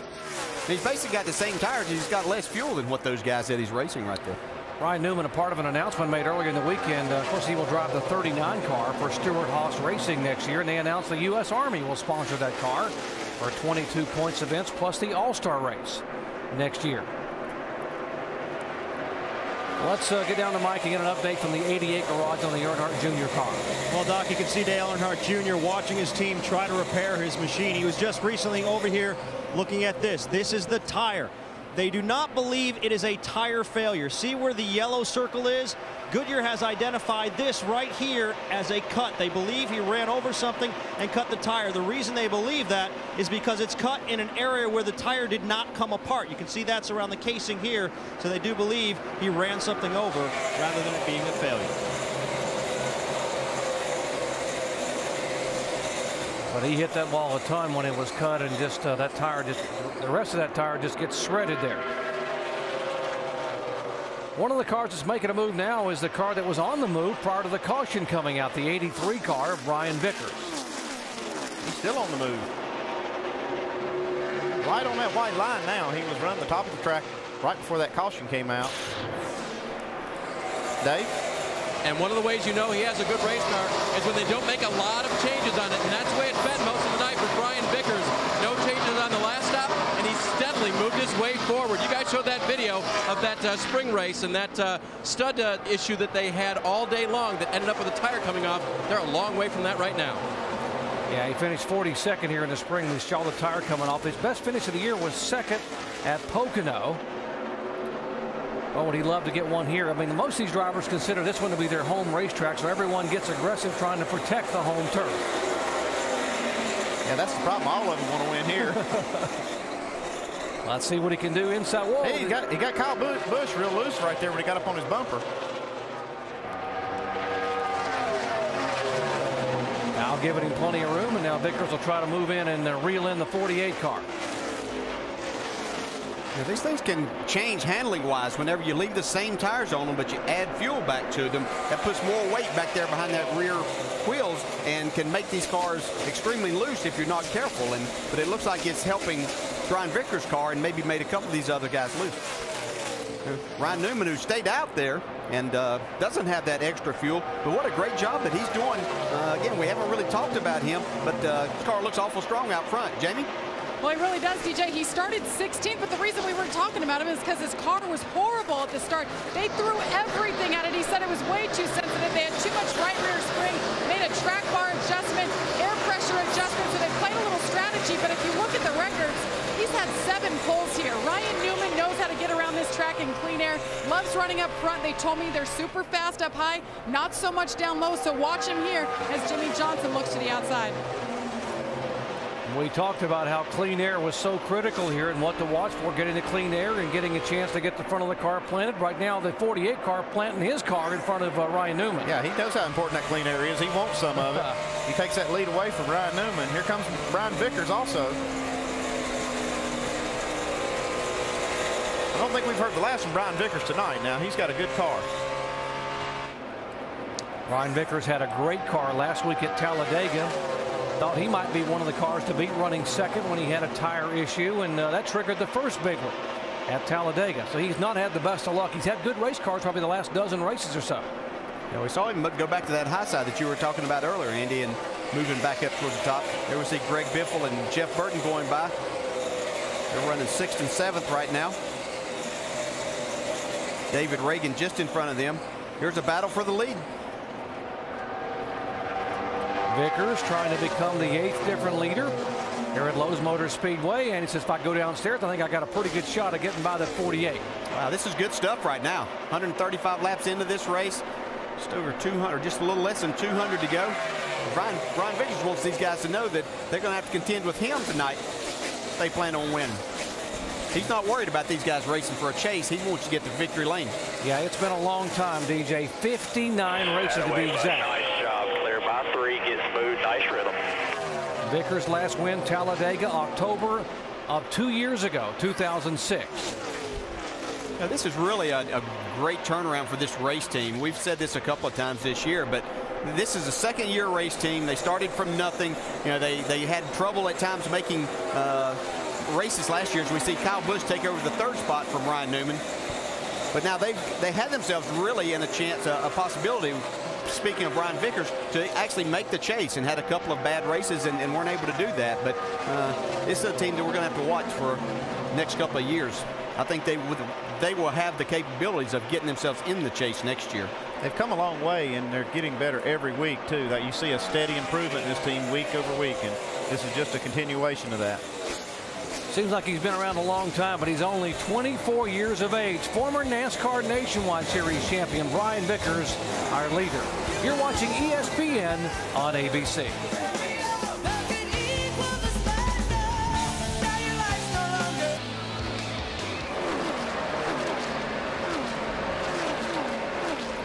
We are approaching the midway point of tonight's Bank of America 500 here at Lowe's Motor Speedway. Brian Vickers in that 83 car, the 8th different driver to lead tonight. The race has been slowed 5 times by caution flags. 29 of the 43 starters on the lead lap. Big story tonight. Couple of championship chasers in trouble. Dale Earnhardt Jr. in the garage after a crash. And Carl Edwards 16 laps down after some ignition problems left him on pit road for a long time. So there's Vickers, your leader. Behind him is teammate Mike Skinner in the 84 car, just back on the track. We look through some of the top 10 drivers and give you up to speed. Brought to you by Ford from how about 11th on back. There's David Rudiman, Jamie. David Rudiman on the move, Alan. He hit the wall early in the start of the race. They had to make some adjustments, and they've just stayed patient with this car. It's a brand new car they brought here, and I talked to David earlier today, and he said this is an interesting track. It's a little tough for him, but they finished 10th here in the spring, so they're pretty confident about tonight. Behind him, Mark Martin in the A car. He was pretty good to start off, but now he said, you guys have tightened me up so much, I have a serious push, and it's killing me. Mark Martin, of course, 1 year 4 times, and his time is dwindling to get the first win for DEIS. 3 more races after tonight. Dave? Jeff Gordon runs behind him, Jamie, and, you know, they made some adjustments on this race car that Jeff was pretty happy with. Listen to him on the radio. Crush panel knocked out, you know, make sure you keep the fluids in you, that'll help you. Whenever you did that last time, I mean, we went from being one of the worst cars on the outside to one of the best cars. Now, they've gone to being a little less of one of the best cars based on that 2-tire stop. Jeff complained just a couple laps ago, just too tight when we only changed 2 right side tires. Right behind him is Denny Hamlin, who again is working this weekend a little bit sore, but otherwise healthy after that crash at Talladega last week. His car hasn't been that great all evening long so far. The last report from him, tight off the corner, runs toward the wall and then won't turn. They did take on 2 tires on that last round of pit stops. Jamie? And behind him, Jamie McMurray, really quick in practice. They were 7th and then 3rd in happy hour. Larry Carter, crew chief, told me they're running a little bit different setup than their Roush Fenway competitors, and they were looking for a good night tonight. Right now, pretty quiet on the radio for Jamie McMurray. Behind him, Martin Truex Jr. in the 1 car. Steve, or his crew chief, Bono Mannion, told me earlier today they brought an R&D car here 2 weeks ago for the test. He said it's the worst thing he could have possibly done. He couldn't believe he did that to his driver. They were horrible, but now they're running 16. When I talked to Jeff Mendering, crew chief for Bobby Labonte this morning, he said, we may not take on 2 tires or make a no tire stop, no tire change until later in the race. In fact, that's what they've done. They've taken on 4 every time Bobby's come down pit road. But he said, you know what? The 9 car of Kasey Kahne won here with a 2 tire, then 0 tire strategy at the end. So we know about that. We may hold on to that for the end of this race. Jamie? And Paul Menard coming off his best finish ever in the Sprint Cup Series. He finished second last weekend at Talladega. He says tonight they're pretty good everywhere, just a little loose off. That last pit stop took 4 tires for the 15 car. He's moving up. Shannon? Jamie, terrible and horrible. 2 words that I've heard the team use to describe the 29 car of Kevin Harvick. I told you earlier in the race how they went 8 rounds up on the track bar to try to free him up. They did add that track bar back in over the pit stop. Right now, he's just loose. The team is going to go back to the track bar to try to get Kevin Harvick some grip on the next pit stop. Mike? Shannon, in a lot of ways, this is a test session for the 42 team. Why? Well, Brian Patty told me this is a first-generation chassis, an in-house built chassis, the first one they've done. In the past, they've used Laughlin chassis. Not exactly sure how it would react. It's a whole new concept, but so far the car has been, well, modest at best. He's loose in, tight in the center, and still looking to crack the top 15. He hasn't done that yet tonight, Alan. All right, Michael, thank you. And you might have caught a glimpse of Dale Earnhardt Jr.'s car. He is just back on the racetrack, 45 laps down after repairs from his crash earlier. Brian Vickers is the leader, closing in on halfway tonight in the Bank of America 500 at Lowe's Motor Speedway, Charlotte. 150 laps complete, working 151 now. And Vickers has opened up a nearly 4-second advantage on second place. Boy, Grenier is king.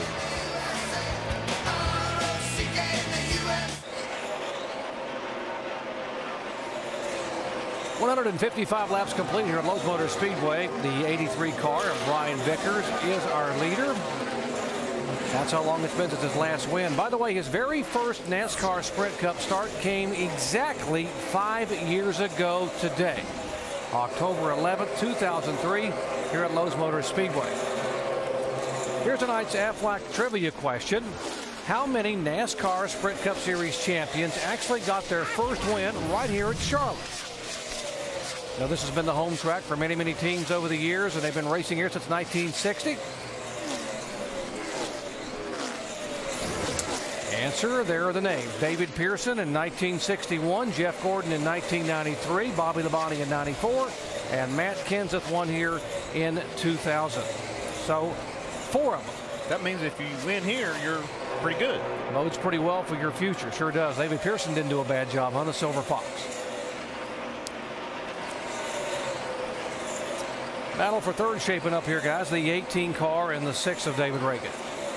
It's an impressive run tonight for David Ragan. And we talked about him before the show started and was wondering if this was going to be a night that he might contend for a win. And if it wasn't for Brian Vickers out there running away from this thing, he might be. But he has run down Kyle Busch. He's going to try to take that 3rd spot away from him. It's been amazing. It's not been the same car, but this lead keeps getting stretched out. I mean, it's almost 6 seconds now with Brian Vickers out front. Saw Tony Stewart do that earlier.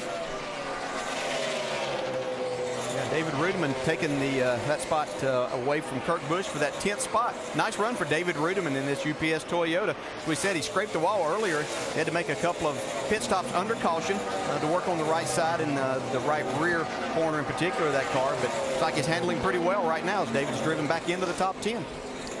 Nice little bounce back for David. While we were away a moment ago, by the way, the 42 car came on the pit road and made a pit stop. Juan Pablo Montoya, so he is out of sequence now with some of the other drivers like Jimmie Johnson, Brian Vickers, and the others up front. Had a vibration, that's what he called in, and came in and changed tires. Now this 12 car, Ryan Newman, who's still out there in the 7th spot, and he's going to have to be coming in before too long because he didn't pit at all on that last caution. You heard the old saying that winning begets winning. Well, we asked Jimmie Johnson about the fact that he's won championships over the year and how that helps him in terms of what he needs to do to be able to win more. The experience of going through the chase, understanding the pressures, understanding what my mind does to me and the games it tries to play, the team knows. We've been here before, and that helps. It doesn't guarantee us a championship. I mean, we had to win our first at some point. So it doesn't guarantee us anything, but I think it does give us an advantage. It does make a difference having all the experience and know how to handle the chase. Here's Ryan Newman on pit road. He's out of sequence. Remember, he stayed on the racetrack to lead those laps and held on pretty well with everyone else having fresher tires. Got about 18 laps on his fuel load when those guys came down pit road, so that's why he's in a little bit early. These other cars can go about 15 more laps. If we don't have a caution, this won't hurt him at all. It will be a good sequence for him, actually a nice move. That's a big if, because we've seen the caution come after these long runs. And he almost got one a moment ago from his Penske teammate, Sam Hornish, who was up across the racetrack and did a great job to keep it out of the wall. Here's a 16 car of Biffle in 4th position. David Reagan, his teammate, back in 5th. And Biffle, remember, is in 2nd place in the points, just 97 points back. There's a difference between him and Jimmie Johnson. Jeff Burton back in 3rd spot. Again, Carl Edwards now has dropped back to 5th in the point standings, and he is actually on the racetrack running in 38th position, 16 laps back. And again, by the way, Dale Earnhardt Jr. back out of the garage area, 45 laps down in 39th position.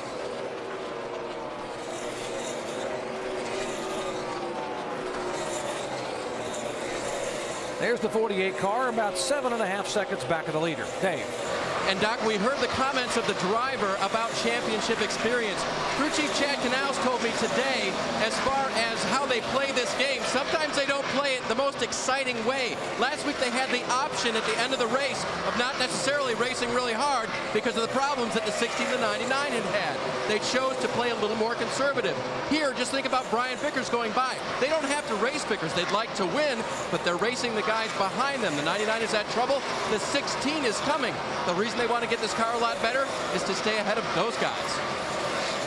Yeah, Dave, and last week we had 7 drivers in the chase involved that were going to finish 20th or worse at Talladega. Yet Jimmy said, I just want to survive and get these final laps in. Ended up getting a 10th or a 9th place finish. Here's the 20 car. Remember the restart, and the car said it was just very loose and he was just trying to hang on? Well, he's held on. He slid back to about 8th spot and has now moved up to 6th and is sort of hanging there.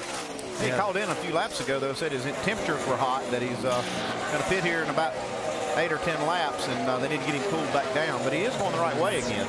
Yeah, car seems to be a lot better. Lap times are a lot better. He's making passes on these cars and moving forward. Couldn't really see anything on the grill openings there that would lead us to believe that he's having a problem there with the temperature.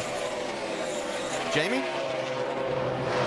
Worried that something got on the grill, so the team was trying to check that out. We're trying to see it on our cameras right now, but he said yes, temperatures definitely up. They're going to try to hang on and pit in, like you said, about 8 laps. But as far as him going in the right direction, he said he just needed to hang in there and be patient because the car is actually coming to him. It was really loose, and that's what caused him to fall back a while ago. So they're just hanging on, and this longer run is definitely good for the 20 car.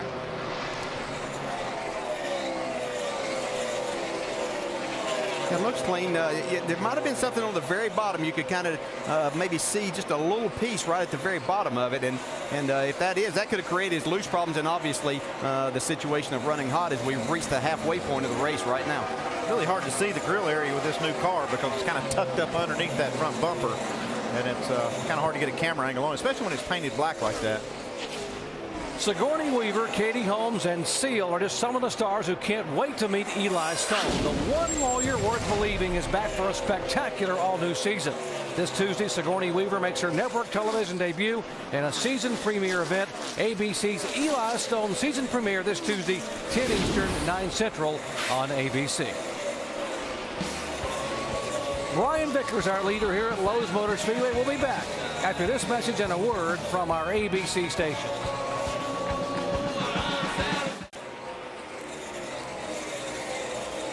Welcome back to the Bank of America 500 at Charlotte. 173 laps in the books, just past the halfway point. Brian Vickers is our leader. We talked about what a difference a year makes. A year ago, that 83 car with Vickers did not even qualify for this race at Charlotte. He roars back with a vengeance. I remember having to go home and watch this one on television. Not that that's all bad, by the way. But now he's leading the race and going to try to make up for it by going to victory lane. How about a car on the move here, guys? Yeah, Greg Biffle is driven his way up into 2nd spot. He's still just under 9 seconds back of the leader. This car's been fast. He's actually faster than Brian Vickers, but he has a lot of ground to make up. Here comes Jeff Burton down pit road. Yeah, Bill Elliott just left a moment ago. He made a stop. Jeff trying to get this thing down to 45 miles an hour. Has had top 5 finishes 4 the last 5 times he has been to this racetrack. Yeah, we're seeing a lot of guys come on pit road now. Mike? And Jeff Burton's car has been going through a swing of conditions. It starts off loose on a full fuel run and then gets tight toward the end when he burns off that fuel. Going for a 4-tire change. Here trying to stabilize that car a little bit this time, but Jeff having a real difficult time driving it with a full fuel load, Jamie. And Martin Truex Jr. in, they said they want to put that air pressure back. That seems to be what everybody wants, is their air back in. Martin Truex Jr. 4 tires, he's down. And Greg Biffle, you guys said he's on a roll. The car is coming around to him. He's been complaining that he's extremely loose, though. So you're going to see him go around to the left side. He wants 4 new tires. No adjustments at the moment for Greg Biffle, who worked his way up to second before coming into the pits, Dave. Jimmie Johnson's car was getting tighter throughout that run, especially in turns 1 and 2. He believed he was getting beat. And so they're going to change 4 tires on that car and make an adjustment. Tony Stewart, remember you see them with that little device there on the front, rubbing the front grille, trying to get anything off to get those temperatures down. He's going to take 4 tires. He was loose on entry. They're going to tighten him up just a little bit for that 20 car.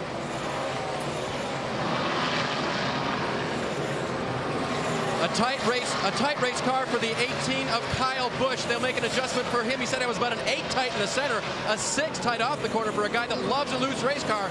That's one that's really, really hard to turn. He leads pit road. Here's Jeff Gordon on pit road. That last 2 tire stop really hurt these guys. The car very tight at the beginning of that run, and then Jeff said, this is just getting us into trouble. And Jamie McMurray there, you see them. They thought they had some damage early on in the nose, but it seems to be okay as Jamie has been in the top about 17, 18 all night. 4 tires again. That seems to be the strategy right now, guys. Brian Vickers, a strong leader of this race, comes down pit road. He said the car was free as they get Sunoco fuel in this race car, but that's the way that I like it. So they'll just make a slight air pressure adjustment for Brian right now. Crew going to work. Remember when the Red Bull teams won the Pit Crew Championship earlier this year, right here in the Charlotte area, and they get him up pit road very sporty. Vickers down and away. We saw that pit stop with Tony Stewart a moment ago, and they reached under the grill to try to pull some any debris out. Look like they pulled also a small sliver of tape off. Well, if he was running hot and there wasn't any crash on the grill, that pulling that tape off will help cool the car down. 6 car, David Ragan, too fast entering pit road. And the 0-1 as well, Regan Smith. That's too bad because David Ragan had driven way up into the field. This is going to hurt him a bunch to have to come down pit road at this speed. Yeah, it's actually going to get him a lap down here. Brian Vickers just going by him before he can get off of pit road. It's unfortunate. Jamie was mentioning everybody changing 4 tires. When I was watching these guys come onto pit road off the racetrack, they were having to get 4 the way they were sliding the tires, smoke boiling. And every time I looked up, I thought there was somebody crashing up there. There's Regan Smith, who had that near miss. I mean, a great run. Can't take that away from him at Talladega, although he didn't get the victory and got penalized back to 18th. But he was there when the checker was waving just a few feet away. Brian Vickers, after the cycle of pit stops, back up front. He's only got a 6-second lead now, though. Greg Biffle's team made it about 2 seconds of that lead in that round of pit stop. Yeah, and I was watching that too, that Brian Vickers that came in with some other cars and they kind of got slowed down and he really had to get woed down. So I think that's where he lost a lot of his lead.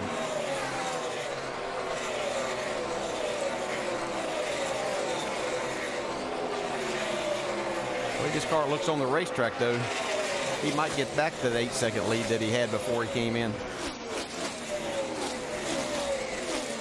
Right now, Greg Biffle's running just a tick faster lap times, but it is because of that traffic, I'm sure, that Brian Vickers is dealing with. We ask you as part of our AT&T Crew Chief Challenge, which chaser involved in the big one at Talladega last week has the best chance to bounce back in tonight's race? Would it be Greg Biffle, Matt Kenseth, Kyle Busch, or Kevin Harvick? How'd you vote? Well, very smart race fans, Greg Biffle, because right now he has got the quickest car by lap times on the racetrack, even quicker than the leader. It's a good choice. He's been awful strong in the chase so far. Very impressive, and had another good run last week until he got involved in that late race incident. Very disappointing for a number of drivers with what happened in the final laps at Talladega last week. Greg Biffle got a 24th place finish after having a top 3 or 4 car all day. We asked him about moving on from Talladega to this weekend here at Charlotte. You know, we can analyze what happened so that we don't do that again. But to be pissed off at Carl, you know, or, you know, throw stones at somebody isn't going to fix our 75-point deficit. It's not going to get our car back on the racetrack, and it's not going to help us at Charlotte. What can help him is running like he is right now. That's right. Yeah, stay focused, and that's what he's doing. This team has really matured well. And Greg Irwin and Greg Biffle both have really got a great relationship. I think they're on the right track. Yeah, I think that's what helps Greg Biffle, too, is to realize that. Now, I'm not sure a couple of years ago he would have looked at things that way, but he's really matured, too, as a race driver, and I think that's what's going to help him have a good shot at winning this championship. It's all about relationships and chemistry, and they certainly got it going there, Greg Irwin and Greg Biffle. Jamie. They certainly do. And Greg Irwin was telling me today, said after what happened at Talladega, he said you just hate it for these guys. He said the drivers take it more personal, but we as crew chiefs, we have to work together every single day. So we have to look at each other on Tuesday morning and know it was a mistake on somebody's part. We all have to move on or it'll kill you. And especially being in this position in the chase, it can ruin you for the rest of the year. So they had to deal with it on Tuesday, guys, and we have debris. Turn 3 and yellows out. Yeah, Jamie, caution for the 6th time tonight up in turn 3. The NASCAR's seen some debris on the racetrack. So here on lap 187, we'll wave it again. It looks like that's going to get Casey Kane, who's gone a lap down, going to get him the free pass here. It's going to take away all of that big lead that Brian Vickers had built up. Also puts a couple of drivers sort of back in sync a little bit. Ryan Newman, some of these guys that had pitted out of sync with the leaders. Yeah, he and his teammate Kurt Busch are running 9th and 10th right now, so all of that worked out for those guys. David Rudman's worked his way up to 8th, so a very impressive run that he's had right here. Casey Kane will make it now 21 cars on the lead lap as he gets the free pass. Our in-race reporter. It's only been 7 to 10 laps since they were on pit road under green. So it'll be interesting to see what these guys do. What would you do? Well, if they only run just 7 or 8 laps, I believe I'd just stay on the racetrack if I like my car. Brian Vickers is the one that's going to kind of key off of, a lot of guys will key off of. Yeah, just stay out. Yeah. It was the 83 radio, so it looks like they're staying out. Yeah, I'd have to say you'd have to be outside the top 10 before you'd even consider coming down pit road at this point in time, or either your car had to be really bad on that set of tires. A couple of people faking to come down pit road. Mark Martin started to make that way, and they will stay on the racetrack, and some of the drivers toward the back of the pack will make a move. Under caution again. Back with more in just a moment.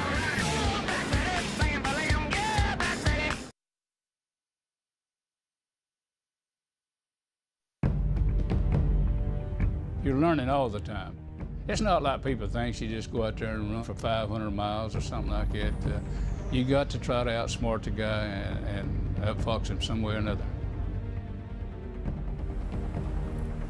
And who knows better than what you learn during a race here at this racetrack than David Pearson, the Silver Fox. 14 poles, 4 wins at this racetrack. Rusty, you're a 2-time winner here and a NASCAR champion. As you go through 500 miles here, what are you learning? What are the things you're figuring out? You're definitely learning what your tires are doing, what kind of process your car is going through. If you started out loose and all of a sudden you get tight, or else the other way around, Alan, you're really understanding what your car keeps doing from pit stop to pit stop, and you're talking to your crew chief about how to fix that thing, and that's one of the most important things you can do. Stay ahead of this racetrack, but guys like Pearson, they were so good here, and I learned off of guys like that. I think a lot of drivers have. You know what I noticed, Rusty, as we were sitting here and they came in on those last few pit stops, did you notice how red and how hot some of those right front rotors were on those brakes? Come here a little bit. I mean, why? You'd see that at Martinsville or Bristol. Why are we seeing that here? Well, I tell you, these cars are so loose out there. They're slipping around. The front ends are pushing. The backs are sliding around. And Brad, the one thing you can do is sail them down the corner real deep. They get on the brakes and slow them down. They're using a lot of brakes here at Lowe's Motor Speedway because of that. Coming up on 200 laps in this 334-lap event, Brian Vickers is the leader as we get set for the restart. Doc? Less than 145 to go. Here's where the Chasers are restarting here. In just a moment, you see that Edwards and Earnhardt Jr. back in 38th and 39th. Greg Biffle up in second position. He is the highest running chaser right now. And you see just 77 points back is Biffle in second place. Burton has moved up, as has Boyer, because of the drop of the 99 car of Carl Edwards. Pace truck pulls away. Let's listen in as we go full throttle. Stay ready. Ready. And ready. Side inside. Inside. Proceed right on. Just two wide. Side. Clear. Still there. Still there. Oh, got one coming. Y'all are clear by 5 now, nice and smooth. It's out there now, outside. Clear by 5 over the 10. Still outside, got the 26 with him, outside.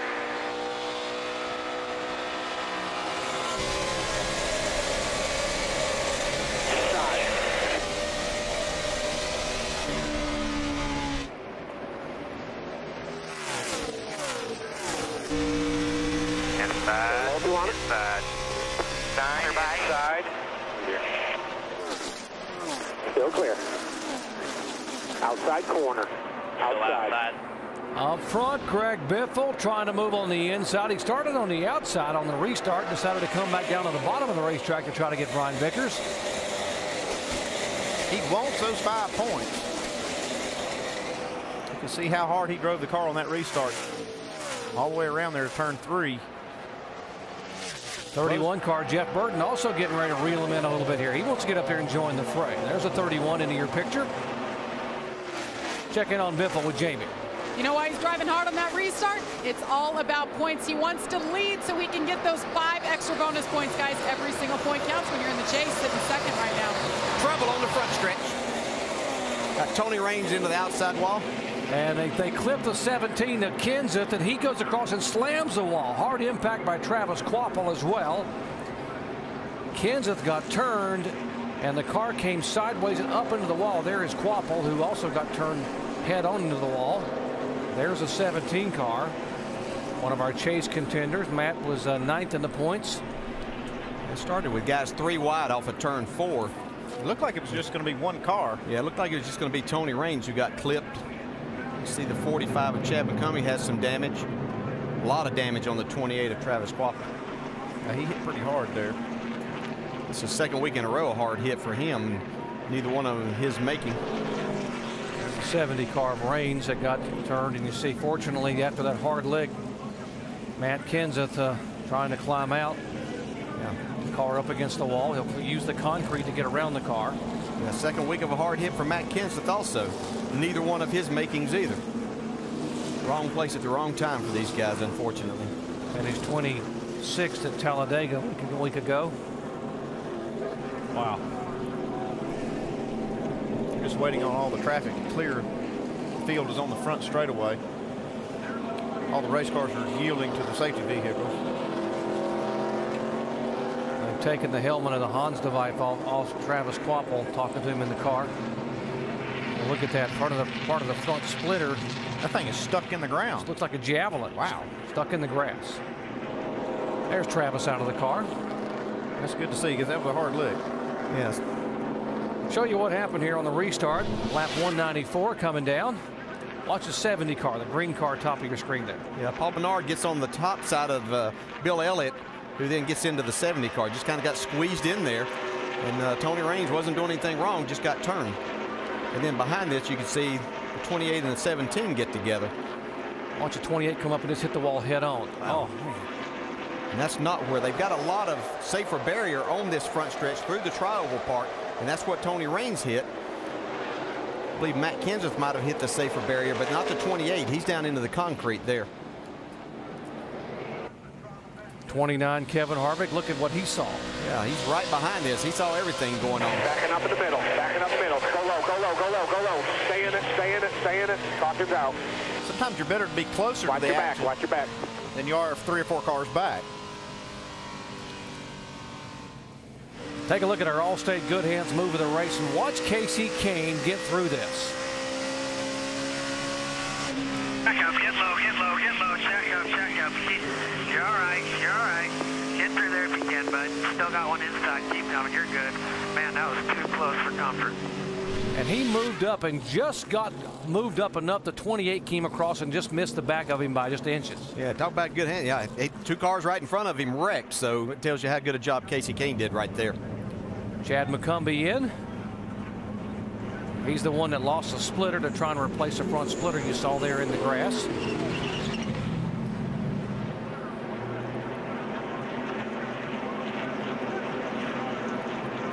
Again, the cars involved, the 45. There's the splitter missing. The whole lower half, and it's stuck in the ground. And that's, I believe that's the whole splitter that's stuck in the ground. Still got the brace on it.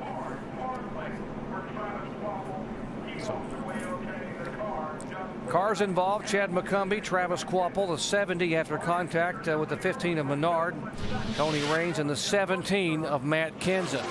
At the start-finish line on the restart, lap 194, hard impact. Back in a moment.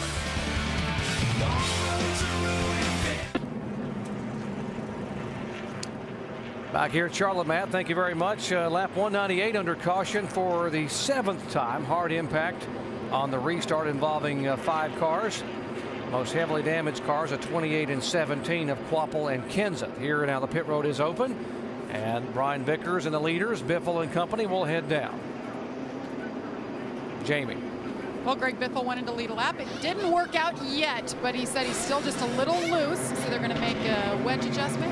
And 4 tires expected for the 16 car up there in the upper left-hand side of your screen. Mike? Jeff Burton still saying he's a little bit free on entry. They talked about a 2-tire change, switched off late and went fuel only on the 31. Dave? 2-tire change for leader 83 of Brian Vickers. Kevin Hamlin, the crew chief, knew that some would stay out. Some did, but they wanted to come down, put a pound of air into the right rear tire and loosen that car up a little bit. Boy, a near miss on pit road coming off there. The 18 car and the 16 is going to get Burton up a couple of spots there. See Vickers back 5 on the race off of pit road. Boyer lost a spot. Pretty tight for second position. Here it is. It was tight, all right. Traffic jam coming off. See Biffle just beating the 48 there. 20 and 18. They had Brian Vickers kind of boxed out. Brad Daugherty knows something about boxing out, and that's what these guys did to him right here. Watch. Oh, nowhere to go. Kyle Busch through the pick.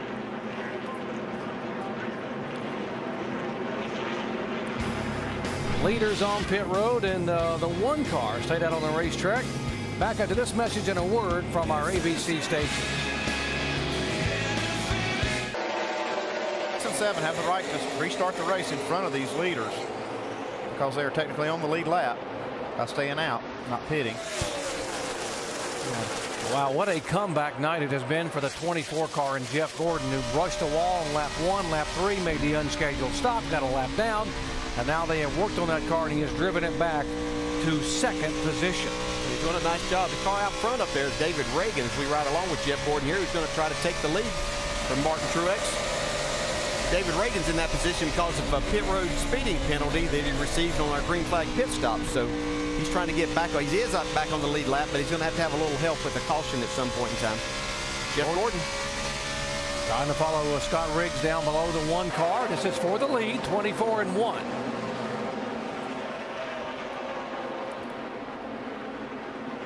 There comes the 8 car of Martin, the 31 of Burton, and the 16 of Biffle.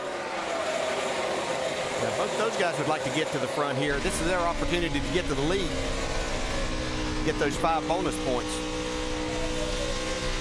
Wow, what a comeback for Jeff Gordon and this race team. We thought that, I personally thought that they were just out of the race after those 2 contacts with the wall and had to make that early pit stop under green. After that second impact, I really thought they'd been a lot of stuff underneath the car. But, man, he's still running great. Dave? And willing to take some, you know, not so risky, but at least taking a chance with your pit calls. We got to crash, guys. We'll get back to that. Yes, Bobby Labonte, Michael Waltrip. Hold on, baby. You're going to be fine. Casey Mears involved. Bobby Labonte did a great job sideways, not to hit anything, come all the way to the grass and drove that car back and forth. So did the 5 car of Casey Mears. Yeah, the 43 got hit first. I was watching again. These guys trying to race 3 wide off of this 4th corner. It's not working out for them. What did happen there is David Ragan got back on the lead lap, and I believe Robbie Gordon did also.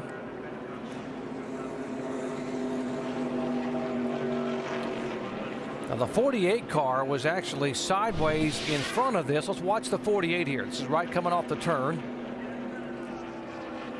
He's definitely sideways. You see him chasing it up the racetrack, working hard.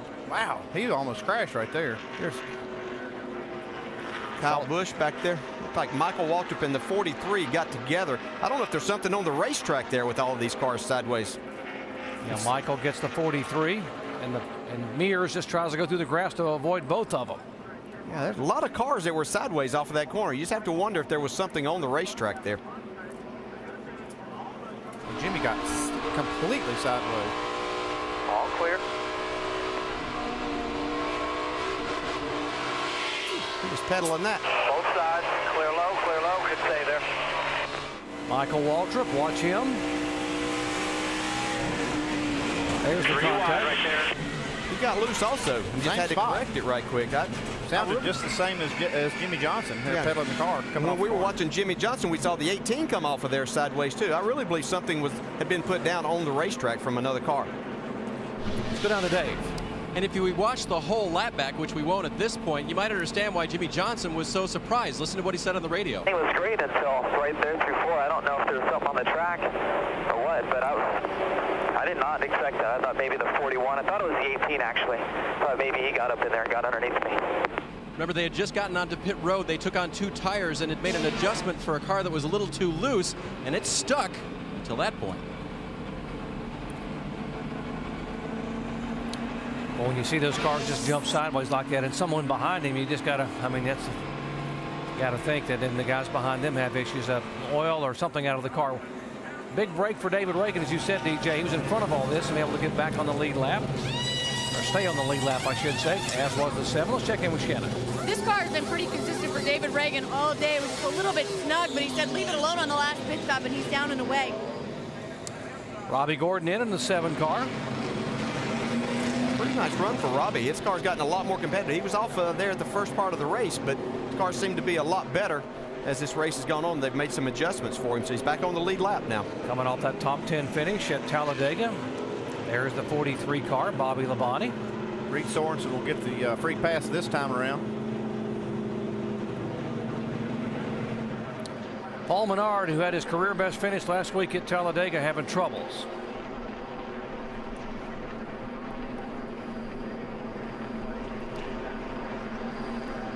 Hood down on Menard's car. Well, we mentioned our Allstate good hands driver earlier was Casey Kane, once again having real good hands here, having to dodge the issues here at the start-finish line. Watch this 9 car. There's the 55, and he somehow goes above him and above the 43 of Bobby Labonte. Thanks, start bringing on the wild.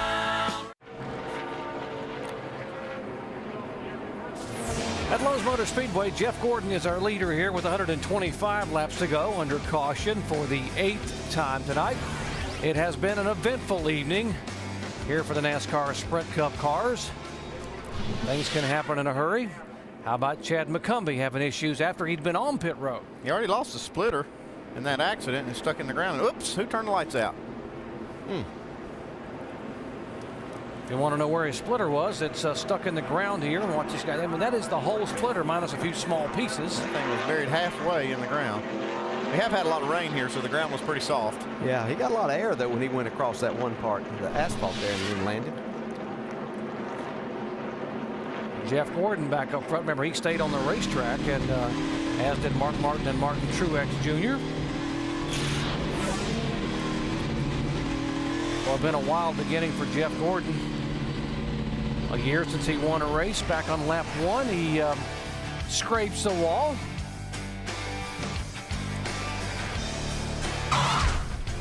Lap 6 got it even harder.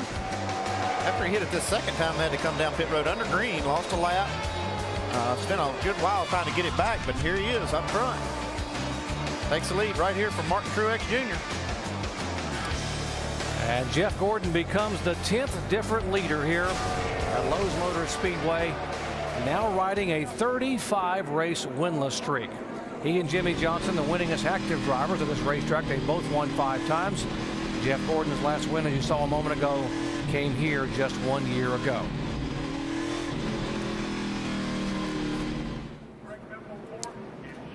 For you Carl Edwards fans, we mentioned that Carl had issues with ignition problems. He's still being shown back in 37th position, 16 laps back.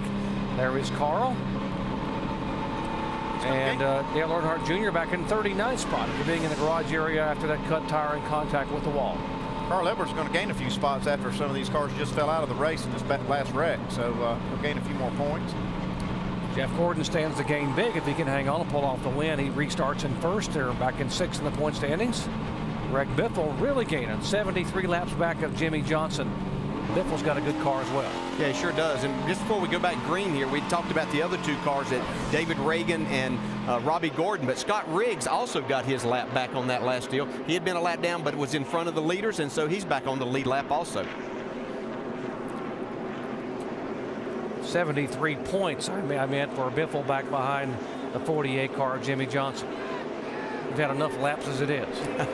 Here we go. Jeff Gordon leading him down. It's really interesting to see how Jeff Gordon's car reacts out front here. We've seen as these cars get to the front, that clean air has really made a lot of difference. Mark Martin looks like he wants to lead right now. He might take that clean air away from Jeff Gordon. Oh, nice move. Boy, got a good run off of turn 2 and down the backstretch. Jeff's not going to give up here. We heard him say his car was a lot better on the outside than what it had been. Whoa, that's close. a tough spot right there. Baby. We've seen a lot of cars get loose when they're up underneath somebody like that off the corner, but Mark's still digging. Remember, Mark will be Jeff Gordon's teammate next year, actually after 3 more races. Trying to run for the championship one more time. Right now, they're adversaries. That's a nice move by a veteran right there, though, being able to hold that car and stay beside of Jeff Gordon. You got to give Jeff Gordon a little credit, too. He was giving him just enough room. He's racing him hard, but and look at this stampede coming behind him. Here comes Biffle, the 31 car of Burton. Yeah, you can see Mark get loose again on the inside of Gordon there, and it really cost him. It let Martin Truex get up on the inside of Mark Martin. A little smoke there, probably from the splitter, dragging just a little bit on Mark Martin's car, but he's able to take that 2nd spot back. I've seen that the whole race out of the 8 car. He's been hitting that splitter, getting in the corner, mainly turn 1.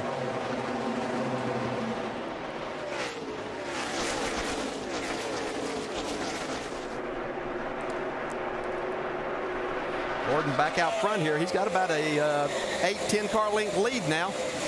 These guys have gotten single file. Greg Biffle right on the bumper and now trying to go to the high side of Mark Martin to take the 2nd spot. And that was the last lap for Jeff Gordon, was his fastest lap of the race, 29.80. Now Biffle will take that spot away. Martin back to 3rd. Burton, Truex, and Kyle Busch. That clean air is worth more than 4 stickers. Yeah, and 4 new tires. These guys in the pits are paying attention to that, aren't they, when it comes down to making these final decisions late in the race. Biffle's taking that 2nd spot. Kyle Busch just kind of hung up behind traffic right here. Yeah, you see our leader just a little while ago, Brian Vickers, right behind him. These are 2 lap cars. They're now moving over for Kyle Busch, it looks like. Yeah, David Gilliland back in the 25th position, a lap down, gets out of the way. Back up front, Jeff Gordon is the leader. Let's visit with his crew chief. Steve, how did you guys build a car that would take such a pounding and still be this quick? Everybody at Hendrick Motorsports, they put in a great effort to try to build reliable cars. That's the only way you got to score a lot of points. You know they're going to take a rough night, but the guys have fought all night long. Pit stops have been great. Drivers hung in there, so hopefully we can make something out of it. It's a year anniversary of the last win. How good do you think the car is? I think it's pretty good. I think we're going to need to work on it now that we're up here in the front. You know, they drive a little bit different in clean air, so hopefully these few runs here will give us a better direction. We can make some good adjustments, keep the track position towards the end. Thanks, Steve. Great rebound so far, Doc. And you know, I think the rebound for this team for Steve Letarte and Jeff Gordon actually began at Kansas a couple of weeks ago when Jeff Gordon was so sick. He said he had never been that sick and yet climbed in the race car, didn't complain, and drove it to a top 5 finish. Well, he's just an ultimate competitor, really. I mean, he's a tremendous race driver, and you know one thing about it, you're going to get everything from Jeff Gordon every time he gets in there. And you know, on that particular day, physically he didn't have as much as he normally has, but he was able to get the job done. Just like Doc said, I think that's about the turning point for the team. They had a great car that day, and that's what kept Jeff going. And they were so pumped up when that race was over. Steve Letarte said, how about our little gladiator in the car? And what a job he had done here by getting a good finish.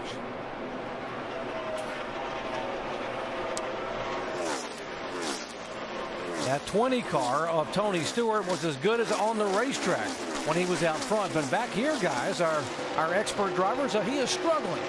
Hey, he is just, what he needs to do right now, guys, he's back in his dirty air, and he can't get the downforce he needs to get the job done. What he's got to do is just search around the racetrack for better aerodynamics. I mean, he can't be following the car. He's got to do what he's doing right there. Get up on top of the racetrack. Get some momentum. Try to find where the car likes it best on the racetrack. And DJ, you well know that, man, you can move these things around and get a lot more speed out of them. Yeah, and that's what you have to do, because the one complaint that you hear these drivers have in racing this new car is that when they get close to another car back in traffic, it really changes the balance of their car. And Tony only started 7th. We saw how quick he came through the pack to get the lead, but he's back 14 or 15 cars now. Even though he's not that far back in the lineup, he's running 9th, but he's got a lot of lap traffic there too, and that's affecting him. So he's really going to have to move around and find that clean air. We're absolutely right. You see him right now following Jimmy Johnson down the back straightaway here. He can't just stay on the top side of the track if he's going to pass him. He needs him. If Jimmy's up top or on the bottom, he's got to change lanes. Take whatever he got to do to get the air on the nose of that car to get some downforce. So what I'm about to tell you is that if he's running the high lane, don't expect him to run that lane the next lap. He's going to move his car up and down and all around, whatever it takes, lap by lap. Yeah, you can see him going around the bottom right now. Right in front of him is our points leader, Jimmy Johnson, who is also struggling as he's back in this traffic right now. You see, go to the outside here and try to make up a little time, but this is a lap car. Dave, what are they saying in his pits? Well, DJ, driver 48 is agreeing with Rusty right now. He just radioed to his crew and said, man, it is evil back here. He'd much rather be out front in clean air. Well, that might mean that we might look to see a little pit strategy from Chad Knaus at some point in time. He's awfully good at making decisions like that and understanding his driver that from his driver that he needs to do something the next time they come down pit road. Now, I remind you about the 20 car back in May. They did that on that final pit stop. They did not change tires to get him back out, and they lost the right front tire with 3 laps to go. They rolled the dice and lost that day, but they realized back then in May here at this racetrack that track position was so important.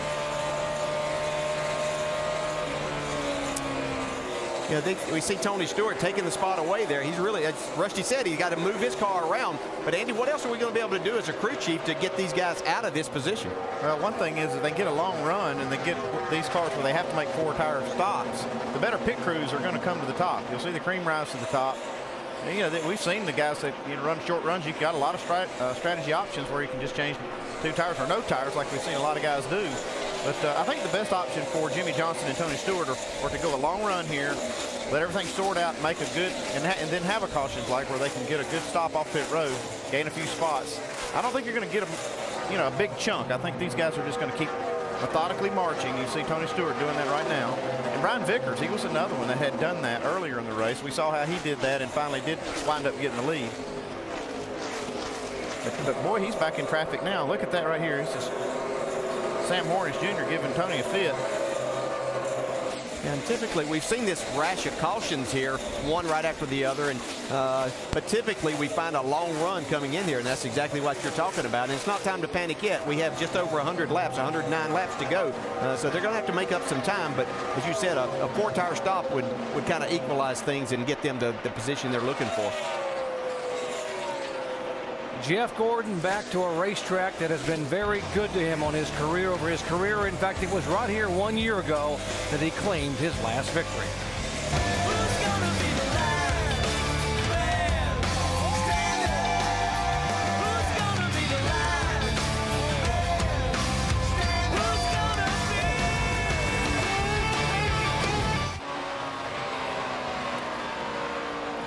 Quick look ahead to next weekend, the NASCAR Craftsman Truck Series running in Martinsville, Virginia. Speed has the coverage next Saturday, 2:30 Eastern Time. And we continue with our chase for the NASCAR Sprint Cup from Martinsville as well. Next Sunday, 1 Eastern Time on ABC, the tight little half mile where Rusty Wallace has won about 100 races or so. Tonight here in Charlotte, we're about 2/3 of the way through this race, and we're seeing a pattern here. Guy gets the lead, leaves the pack and it seems like more than we're used to seeing here, Rusty. Why? It's because the track is a slick racetrack. They're running a real hard tire here, Alan. Downforce is very, very important on these car tomorrows, or the new car, whatever you want to call them. You see indication of that. The brakes are getting cherry red. They're slowing the cars down. Turn 4, the bank flies. Oh, we got a crash at turn 11. The car 11 of Denny Hamlin gets loose. No caution flag yet. It's like he straightens it back out, gets going again. Yeah. We did get in the wall. We come from the 07. No 11 turns here, is there? Car 11. That's what I meant. You're thinking about a road course. Denny right now is showing in 14th position, and actually giving that spot up there to David Ragan in the 6th. We heard the spotter say he might have gotten a little help. Let's see if we've got video proof. Let's see what we can find out here. Denny runs off down into the corner here. Looks like Clint gets up and under him just a little bit, trying to fight for the same piece of real estate. Then it gets loose, gets the right rear into the wall, squares it up just a little bit, and keeps on trucking. Looks like there's a little smoke coming off that right rear tire there. That's a hard save to make. Yeah, he did a good job right there. Hey, Al, let's go back and try to put a period on this. What's going on with this clean air today out here? Why it's more important here this weekend than what we've seen in the past. Again, they're running on a real hard tire here. These cars don't have much downforce. Everything's being magnified here tonight. You're seeing that by the front brakes getting so hot. These guys are slowing these things down in the corners. And boy, when they get that little bit of clean air, they get much more downforce, and it really gets magnified. These old hot rods are taking off then. Yeah, you know what we've seen here in the past historically, the tires would fall off slowly, so the field would kind of stay caught up. But right now, just like Rusty's saying, you get out front, get that clean air, you are checking out on that little bit harder race tire. A lot of talk on brakes going on. Jamie, down on pit road there? Yeah, and Greg Biffle just had a little conversation with his crew chief, Greg Irwin, moments ago. Hey, I wasn't trying to alarm you there or anything on your brakes. I know you were racing like hell when you was driving up through that pack. So you get up there, get you a little clean air. Just mind that for me. That's a little more heat than we've seen in the rotors. Yeah, I've been trying to stay off them, but it's been hard. Been shaking a little bit, and I can tell they're hot. So I have been trying to be as easy as I can. Good communication, good information for his driver, Greg Biffle. For more on this, let's check in with Tim Brewer with the Chevy Cutaway car. What do you think, Tim? Well, believe it or not, we were in Mooresville last Monday for about 4 hours over there at Pro Systems, chassis, dyno, and the brake pads and the rotors. And what we're finding is when the guys get on the brakes, they shake so hard, the steering arms and the spindles, we've got so much deflection in them, now they're moving all over the place. But what that is, it's brake pad composition. When you put a real grippy pad in there, meaning you want to stop the brake rotor really quick, the thing has a tendency to chatter really hard. But we're understanding more about the brake pad composition as well as the heat that we're putting into the rotors. We're going to learn more about that, and hopefully in the future we're going to take some of that chatter away from the cars. Doc? Thanks, Tim, and that certainly, they test everything on these cars now, even down to the specifics in the brakes. You cannot believe how far brakes have come on these cars over the last 10 years. It's just amazing all the advances they've made, and they're still working on them, still moving them forward. This car here has been a challenge for the brake system because it's so much heavier, and CG, or the center of gravity, is so much higher. You have to slow the car down more to get it in the turn. Yeah, you talk about that 10 years. The brakes we had 10 years ago, which we thought were great at that time, would never last on this race car. Oh no, it's almost by necessity that these brakes have gotten so much better. And we see a lot of brake heat. I've seen that out of a lot of cars. Brian Vickers was leading the race, not really dealing with traffic, and his brake rotors were just cherry red. Yeah. How impressive is this guy? I know we've said this, but man, Ford's been great. Brian Vickers, who jumped out and led earlier, he's back in the 9th spot right now. He's racing with David Rudiman here. That'll move him into 8th spot going by the 44 car. And talk about guys that have made comebacks. You mentioned Rudiman had bounced his car or scraped the wall twice in the first 40 or 50 laps. Had to come in and make some adjustments there. So give a call to those guys. Ryan Pemberton and company getting the 44 back up to speed. You were asking me a while ago, how do you get back up through there? And you do it just like this, one car at a time. Yeah, Brian Vickers is just picking them off. Although Jeff Gordon has 5 wins here at Lowe's Motor Speedway, we asked him about the fact that they haven't really been that consistent on the 1.5 mile ovals. I think the 1.5 mile tracks have been the most inconsistent for us. And so I think that those tracks, you know, we're going to have to step up our level of competition as far as speed and you know, having a car that is maneuverable to get through traffic and get up front, stay up front, and battle with the competition. Including tonight, of course, 4 of the final 6 races in the chase are on 1.5-mile racetracks, and I think they found some consistency here tonight, though. Yeah, the consistency is that nice clean air up front. It's just been miraculous what it's done for the leader. He pitted on lap 189, so he's going to be coming in pretty soon here for what will be his next to last pit stop. Back after this message and a word from our ABC stations. Just 86 laps remain in the Bank of America 500 at Charlotte. Jeff Gordon is the leader, but he should be on pit road here momentarily because Jeff Gordon, Martin Truex, and Mark Martin, those 3 cars, stayed out and did not pit on the previous yellow. They pitted on lap 189. In fact, Martin Truex had just come on pit road a moment ago for a 4-tire change. We're waiting on Mark Martin and our leader, Jeff Gordon. It should be on momentarily. Yeah, there'll be about a 10 or 11 lap gap in when these guys are going to have to hit pit road, and then the rest of the guys up front, Jeff Burton and Kyle Busch, Tony Stewart, David Rubin, those guys that had been on pit road at lap 200.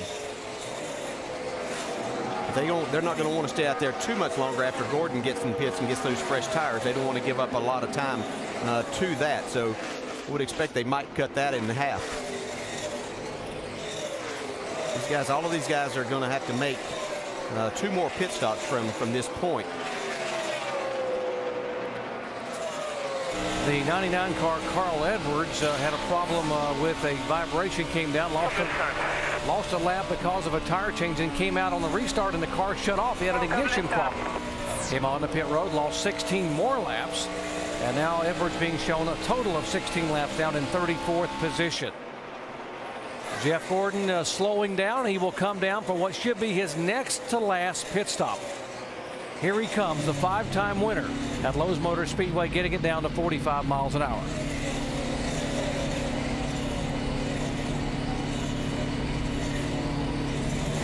Remember, Truex came on and took on 4 tires, still waiting for Mark Martin to come in. Here he comes down to you, Dave. And one of the ways the drivers can help is how they get in and off of pit road. Jeff trying not to exceed the speed limit, but get as close as he can to the maximum. They will take on 4 tires. There will be an air pressure adjustment for Jeff, but just slightly tight in traffic was his only complaint. Otherwise, pretty good for Jeff. And now they wait the anxious moments while they're still under green flag. Hope a caution doesn't come out. He is out. Mark Martin, the other car that stayed out, is coming on the pit road. There's the 16 of Biffle. They are black flagging the 15 because of a panel loose. Here's the 8 car, Mark Martin. Jamie. Mark Martin, very racy that last stint. You see him working away on the left side there. 4 tires. He said he's just a, quote, a whisker free for Mark Martin. Guys. Yes, he leaves pit road. Brian Vickers in the 83 has been into the wall. I believe it's in turn 3 and 4. He has slowed down the backstretch right now. Still stay green, no caution flag. Brickers actually stayed up against the wall all the way through part of turn 2. Yeah, he's hit it hard, and he's got a problem. He can't hardly get the car turned. He hit the wall in turn 3 and 4 the last lap. Yeah, his problem is trying to get down in front of all this traffic. He's able to do that now. Got a right front tire flat. Great night that he had going. Once again, something bites this team, takes their chance of victory probably away. 15 has been black flagged with the white cross. That means that they're going to stop scoring you. You don't come in. So now Paul Menard coming off that great finish at Talladega. They are going to call him in this time. Yeah, Greg Biffle's assumed the lead now. He has got those 5 bonus points that he's been trying hard all night. As we see Brian Vickers in the pits. Dave? Yep, they made a chassis adjustment. He was tight in traffic, but they also made very sure that they pulled all the fender work away from the right side tires. A 4-tire stop for the now damaged 83 car. And here's Menard and Andy. These guys got to try to get that panel pulled away. Yeah, they got to get it off of there because NASCAR is going to keep black flagging until they either get it secure or get it off. I would try to get it off if possible here. See, Paul's been in the wall a couple of times and done a lot of damage. They're going to try to fix it right here. Leader Greg Biffle didn't wait long, DJ, as you mentioned. Here he comes down pit road for what should be his next to last stop. He didn't want to give up much time to those fresh tires that Jeff Gordon had on there. Jamie? Well, that's exactly what the 16 needed to stay out to get those 5 extra bonus points. Last stop, they took right sides only. This time, it's going to be 4. No adjustments. They asked him if they wanted to tighten them up. He said no. The track is cooling off. He needs no adjustments for that 16. He's down and away. Shannon? Kasey Kahne, they're going to make a track bar adjustment on this car. He says it's just a little bit loose. This car earlier in the race, Kasey Kahne was saying that he couldn't even drive it right now. 4 tires for Kasey Kahne. Now Kevin Harvick right in front of him. The car is still battling bad. 4 tires for Kevin Harvick. It has been a struggle with this 29 car. Mike. Jeff Burton said the car was progressively getting loose as that run went on, but finally settled down toward the end of the run. Team going to work now on the right side, working on a 4-tire stop on the 31 car and a full load of Sunoco race fuel. The service now being completed on the left side. He's off the jack and away. Dave. Made a wedge adjustment last time for Kyle Busch. The wrench goes in again. The car was good at the start, maybe just a little too free for Kyle. 4-tire change. Jamie. Tony Stewart gives up the lead. He comes in. Wow, you see that flame coming out there. Right sides for Tony Stewart. Car's pretty good. Staying in the top 10, guys. Great run here tonight so far for the 20. They go to work on the left side. Doc. He is out. Clint Bowyer also in getting tires. You see, this is the full sequence of pit stops. Denny Hamlin coming out. Right behind him is a 20 car, Tony Stewart. Got a car around on the entrance pit road, David Rudiman. And Rudiman sliding sideways. Keep going. Yeah, David was having a great run. Keep coming. 4150, 4150. He had assumed the lead right there before he hit pit road. But he had been running up in the top 10. He's got it cranked and headed to his pits now. Too fast entering a moment ago. Also the 20 car being flagged. Here comes Rudiman in. Watch him trying to get slowed down. I think he got too much rear brake. I saw that the back wheels just lock up when he came to pit road.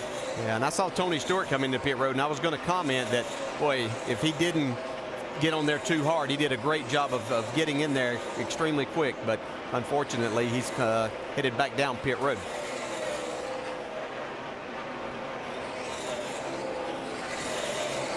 Here's the 18. He was also too fast entering pit road. So pit penalties here again. Here's Tony Stewart. We were watching, looking right at this a moment ago, DJ, and he just jammed the brakes on. You've seen all these guys on these green flag stops trying to get everything they can.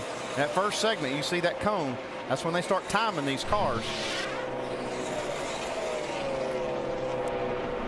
50.83 miles an hour is what he was clocked at, and you're allowed from 45 up to 50, but nothing above. Our latest leader, Robbie Gordon, was being shown as the leader in his Dodge. Robbie coming off that top 10 at Talladega.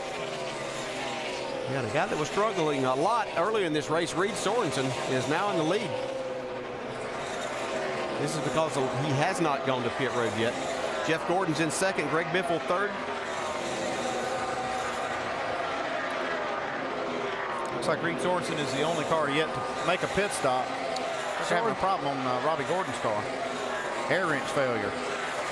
See, the front tire changer has to come back around with his wrench to get this done. Yeah, you're not allowed to use another one there, are you? And you can come back with that. 2 wrenches is all you're allowed. If you lose one, you just have to start, changing tires with the one you have left. 41 Reed Sorensen is the leader here. He's yet to make his pit stop. He actually pitted on lap 209, so should be coming on momentarily. Behind him, those that have made pit stops, running second and third, Jeff Gordon, who was the leader when he came on the pit road. Oh, a couple of guys trying to get Woe down there, getting a little bit out of shape. There is Jeff Gordon in the 24 car. So once Sorensen makes his stop, it'll be Gordon back in the lead, then Biffle, Jeff Burton, and Mark Martin. And when Jeff Gordon had pitted, we have trouble here for Robbie Gordon. Now here's the problem. They had a problem on their pit stop, and they made that when they came down under green, he locked the left front tire up trying to get on pit road, put a flat spot on, and then they didn't change it because they had a problem with the wrench, and left front tire blows out. Well, he flat spotted the tire trying to get into the pits. Yeah, just ground it right down. Watch his tire come apart there. The debris come off of it. So once he had slid that tire coming down the pit road, yeah, you see all the debris flying off of this. They're going to have a caution flag for this. It's out now.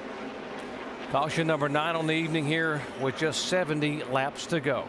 Wow, Reed Sorensen really benefited from it. A nice strategy by those guys to be able to do that and stay out there and keep him on the lead lap. He'll stay on the lead lap. He'll have to make a pit stop and go behind the cars that just pitted, but still a good break for Reed. Yeah, we only have 11 cars on the lead lap. We will have 12 as David Ragan, I believe, will be the free pass car to get back on the lead lap, so that'll put us at 12. But a nice job by Reed Sorensen. See Robbie Gordon getting back out in the action. Guys, we have to change that left front on here.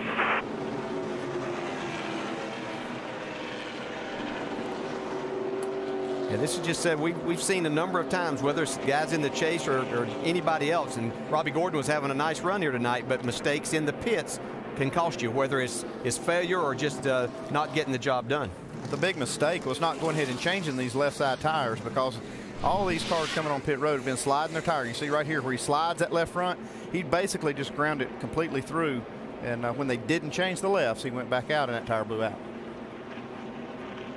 Sometimes better just to bite the bullet, even though they'd had an air wrench failure on the right, just come back around there and try to change those left sides.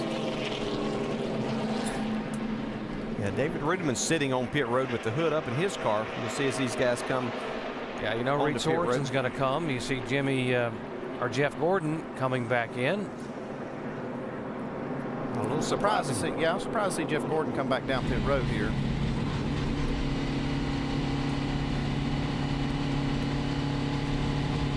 Sorensen already in his pits, and Jeff headed down to you, Dave.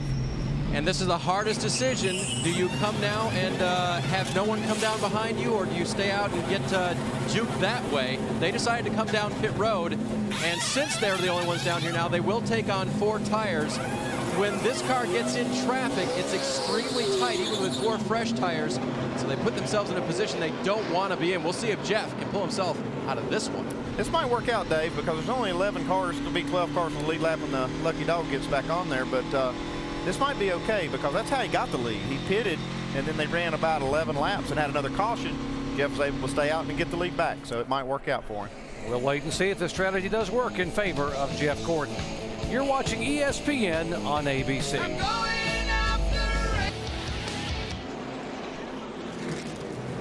We are at the 400-mile mark tonight here at Lowe's Motor Speedway, and Greg Biffle has reassumed the lead after a little shuffle of pit strategy that finds Jeff Gordon going from 2nd place at the caution flag to 7th place now. I just don't think it was going to be good if we stayed out, but no, I understand. You know, that's how we got the lead. That's how they got it back. Beautiful thing is you lapped about 10 of them when you were leading, so there's only 11 on the lead lap. We'll see where we cycle out. 68 to go. And the other thing is we're sitting on 4 tires, so if you get another 10-lap yellow or something, that gives us quite a few more options. Did you make any adjustments? Yes, I freed it up just a little for the traffic. All right, so we're inside a lap to the restart. Andy Petrie and I seem to like this strategy. It sounds like DJ and Rusty, the drivers, don't. No, I don't like it. I don't like it at all. I gave up all that track position. Everybody's still got to stop one more time. Oh, but I've never done that. Yeah, I'm with you, Rusty. I would like that. We saw Jeff Gordon's car be out there in front and be really good, and I wanted to see him have a good night here. It can work out for Jeff Gordon. I know it doesn't look good now, yeah, but it can work out. Just got to see how this thing's going to shake out. Circumstances are going to determine this. I hope you're right. He is mired back in heavy traffic back there, and as long as he can dodge the traffic, and you heard Steve Letarte say, I freed you up a little bit so you can work the traffic. Let's see if he can get through it. Yeah, Greg Biffle's the leader here. You see these cars in front of him. These guys are lapped down trying to get back on the lead lap. Kyle Busch and Tony Stewart. We got Kevin Harvick up there. So you can see they're all trying to make this happen because they were a lap down trying to get back on the lead lap. Biffle up in front of Tony Stewart. There's a 31 car. Burton is actually the 2nd place car. See, Tony Stewart's a lap down because of that penalty he got under green. He's going to try hard to get it back. He can race hard here. He doesn't have to race to the point of having to pass the leader. He is the car, first car 1 lap down right at this point in time. But if Greg Biffle goes up there and starts passing these other guys, then he's got to get himself in a position. See Kyle Busch up there. That's Kevin Harvick out in the very front. You see the 18 of Kyle Busch, who was a lap down, and Ryan Newman battling hard right here. Yeah, Kyle back on the tail end of the lead lap, and he also, you know, as us did Tony Stewart, had to come down for that pit road penalty for speeding. Jimmy Johnson, Mark Martin. This is the 3rd, 4th, 5th, and 6th. Clint Bowyer and Jamie McMurray.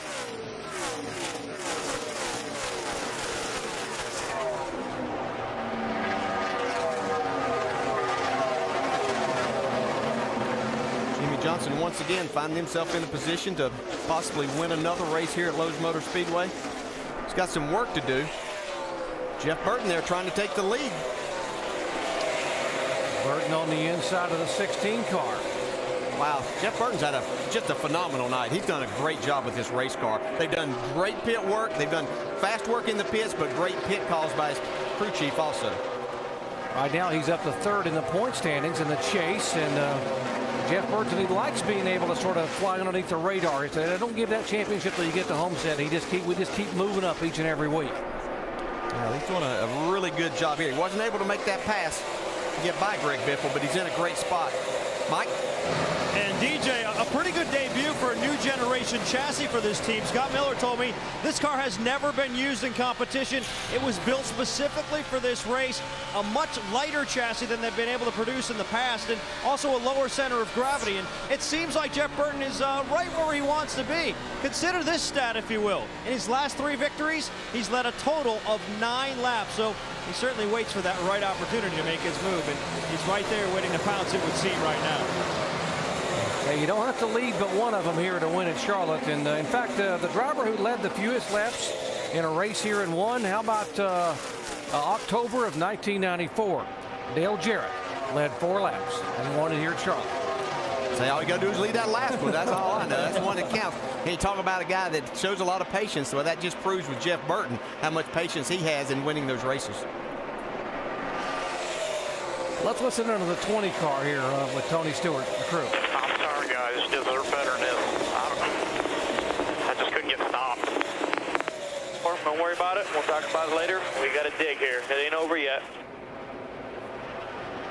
It's hard to fault the driver when he tries hard. He was trying to gain some time getting on pit road, and he just overdid it slightly. Yeah, and you can do that, but you got a fast race car like that, man. It makes it tough in those situations. And we've seen Tony do this a couple of times. I believe, if I remember correctly, back at Kansas, he had a similar situation, too, to where he got caught speeding on pit road and created a lot of their problems. The 11 car behind him, of course, Denny Hamlin. Yeah, Denny's got some damage from his car. Dave? And DJ, we haven't talked about that since that damage happened back on lap 233. He hit the wall. Thought that the steering was off at first, but now reasons that it's just an aero-tight situation, especially in traffic. Wow, Biffle looked like he almost got the wall. And Burton's going to go around him and take the lead away. Yeah, that's just the opportunity Jeff Burton was looking for. Been watching him all night. His car really gets good as they get some laps on the tires. Biffle's not giving up yet. This is exactly the opportunity that Burton was looking for to get out front and see what his car can do in the lead. He's seen all these other guys get out front and take off. These leaders are not enjoying that clean air we talked about earlier because the lap car started in front of them, and they're still trying to work by some of these lap cars and race for the lead at the same time. Jeff Gordon, remember, he came on the pit road, made that pit stop, and Rusty, he's still trying to work his way back through traffic. I'm not going to predict anything, guys, but, you know, that clean air we saw all night long was so important. And, you know, I'm looking at Jeff's lap times, and are just not there compared to the leaders. In fact, this last time by was pretty good, but the times before, not there. That clean air, man, it's just, you got to have it. He doesn't have it right now. But, Rusty, one thing that the other cars, the leaders don't have it either. So this is actually playing in Jeff Gordon's hands. He's able to make up a couple spots here. He's already up to 6th spot. He's running down Jamie McMurray for that next one. Yeah, he could actually see the leaders from where he's at, so he's not in a bad spot right now.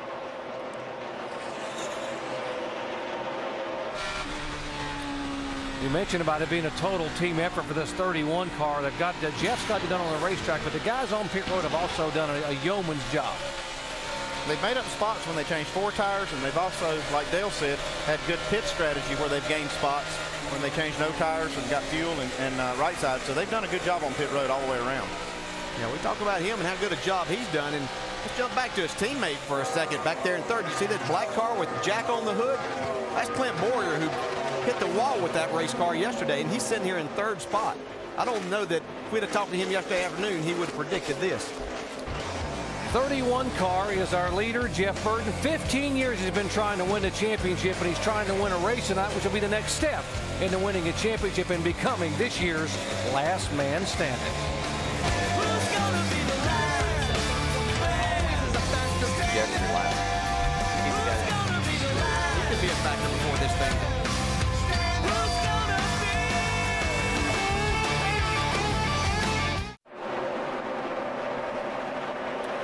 Less than 50 laps remain here in the Bank of America 500 at Charlotte.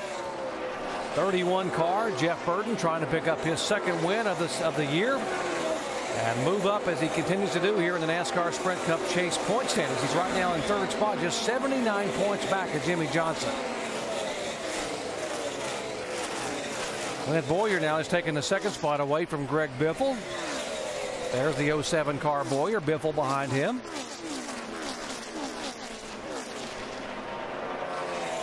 Nice job by these RCR cars running first and second now.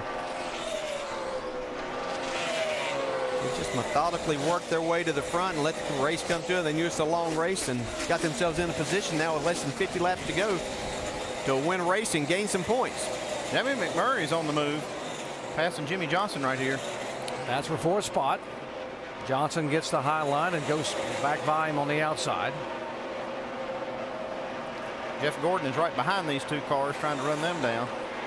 So Gordon did get a bit of a break, and as you mentioned, Andy, the biggest break he got when he had to make that pit stop was the fact that leaders were also in traffic and didn't have clean air. Yeah, they've got some cars in front of them like Ryan Newman in the 12 and Kyle Busch. Those guys are fast, and they were in front of the leaders, and the leaders really just never got the benefit of that clean air like we've seen all night long. See Jamie McMurray making that pass on Jimmie Johnson to slide into the fourth spot. Nice run for Jamie McMurray. Here comes Jeff Gordon. On the move here. This could work out for him. It's going to be interesting to see. It could. Circumstances are going to determine how this works out for this team. If the caution comes out at the right time, they might be able to just get 2 tires or no tires, jump back out there, get that lead back that they got. Not that big a difference between Gordon when he pitted and Jeff Burton, 9 laps, but how much does that make? Is it that significant enough on the tires? No, I don't think that's going to be the issue. And the thing is now that Jeff Burton has some clean air. He's gotten by all of those lap cars. There's a couple that did pass him and have gone on. Tony Stewart and Kyle Busch are still out there, but they're so far in front of him. I don't think the tire issue is going to be something that's going to affect them, especially as they run on. They're all going to have to pit again. And but Jeff Burton he's utilizing that clean air right now to kind of pull away from everybody else. Let's check in on Jamie McMurray. Jamie. And Jamie McMurray on the outside of Jimmie Johnson right there in the 26 car. I talked to Larry Carter, his crew chief, today, and he said, you know, we're just trying our own thing. They're one of 2 of the Roush Fenway teams that aren't in the chase, so they're looking forward to next year. He said they actually had a great test here a couple of weeks ago. They learned a lot. They were bringing that tonight, and gosh, they really need a good run. They finished 17th or worse the last 6 races. Right now, they're running for it. Dave? And right behind him, Jimmie Johnson's car is very loose, and it looks like Jamie McMurray's is just a little bit too. Johnson fighting back now. Remember, the last time they pitted was under the green flag stops. They took on 4 tires, made a wedge adjustment because the car had been too loose, and it's still there. Almost wrecked, according to the driver, a few laps back. You know, that's one thing you do. You see him right up under the bumper of Jamie McMurray here. When you have a loose race car, if you can get up to that car in front of you, take that air off the front end, it won't turn quite as good, so you can alleviate some of your loose situation. So if you know a guy's loose, you're going to get up there and try to aggravate it even more. No, these guys wouldn't do that. Yeah, here comes Jeff Gordon on the outside, looking back from Jimmie Johnson. By the way, the 70 car, Tony Raines, has now gone to the garage area. So 4th, 5th, and 6th. Gordon back in 6th spot. McMurray is 4th. And McMurray may have an issue, Jamie? Well, earlier in the race, he had a tire go down, and right now, radio communication is indicating they have the same problem. They think they have a tire going down. That could be the reason why we saw him getting so loose. Let's keep our eye on this 26. We saw him last night get real loose and make a pit stop thinking he had a flat tire, and it wasn't flat. So, you know, this is something, you know, some of these guys get these feelings in the car, and they don't really know what's causing it. And I think when he passed Jimmie Johnson, he did get real loose, thought maybe he had a flat tire. Yeah, and I think it's really harder to detect when you actually do with this new car because of the drivability of it and the aerodynamics of this car. It makes it more difficult to really distinguish when you have that. Okay, still running pretty good, though, so we see Jamie McMurray is able to stay in front of Jimmie Johnson and Jeff Gordon. Hey, Doc and Andy DJ, so we're sitting down here, as usual, with the calculator smoking, trying to figure out, Jeff Gordon, this restart happened with 63 laps to go. Any way you see him making the finish on fuel, and make it an economy run out of this from here? No, not under Green, Allen. They would have to have a lot of caution flags, laps to make that work. And I think if the caution comes out, they'll come back down pit road and get tires.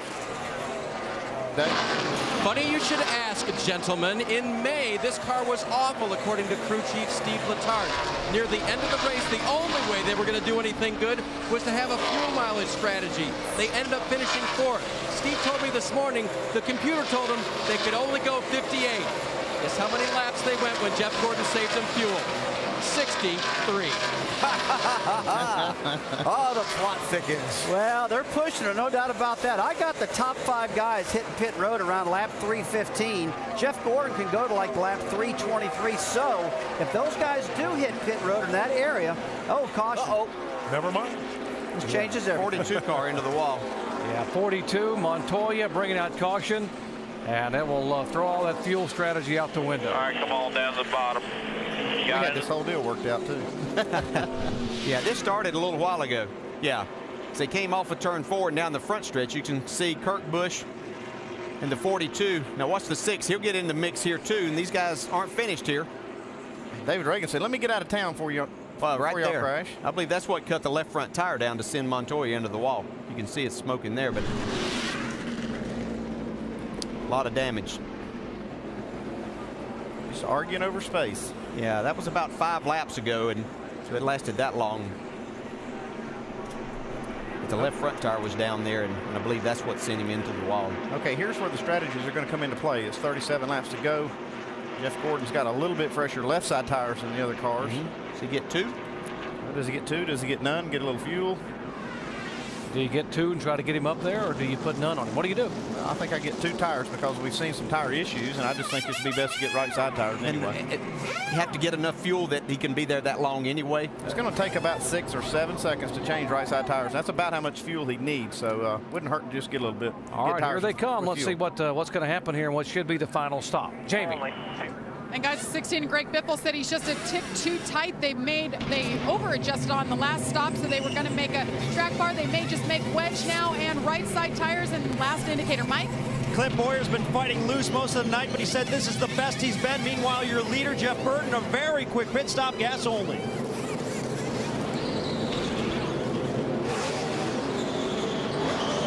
Jeff Gordon on pit road as well. He will take 4 tires. That has worked best all night for this bunch, and he's off. Guys, what about the 31 gas only for Jeff Burton here with 36 laps to go? They've done it quite a few times tonight, and it's worked for him. He didn't want to give that lead up, and that's the only way he could ensure that he would come off pit road with the lead is to just get gas. Wow. How about the decision for Jeff Gordon to take on 4 tires? Don't know if I agree with that one.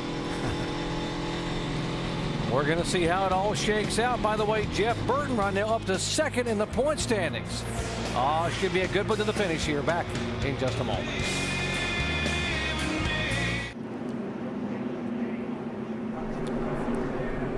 Coming up after the race, stay tuned for your late local news over on most of these ABC stations. This one should be quite a shootout. Let's set up who did what. The 31 car came on pit road and took fuel only. 2 tires for Jimmie Johnson in the 48, Kyle Busch in the 18, and Kasey Kahne in the 9. And also the Kurt Busch in the 2. 4 tires for the 20 of Jeff Gordon and the 16 of Greg Biffle. Who's in the best spot, guys? I think Jeff Burton. He's got the lead. Clean air. I think he's in the best spot. Over on ESPN coming up next, SportsCenter will be tracking some neat stories, big wins on campus today in college football. Who's the nation's #1 team? What about that Red River rivalry and the Red Sox-Rays game 2?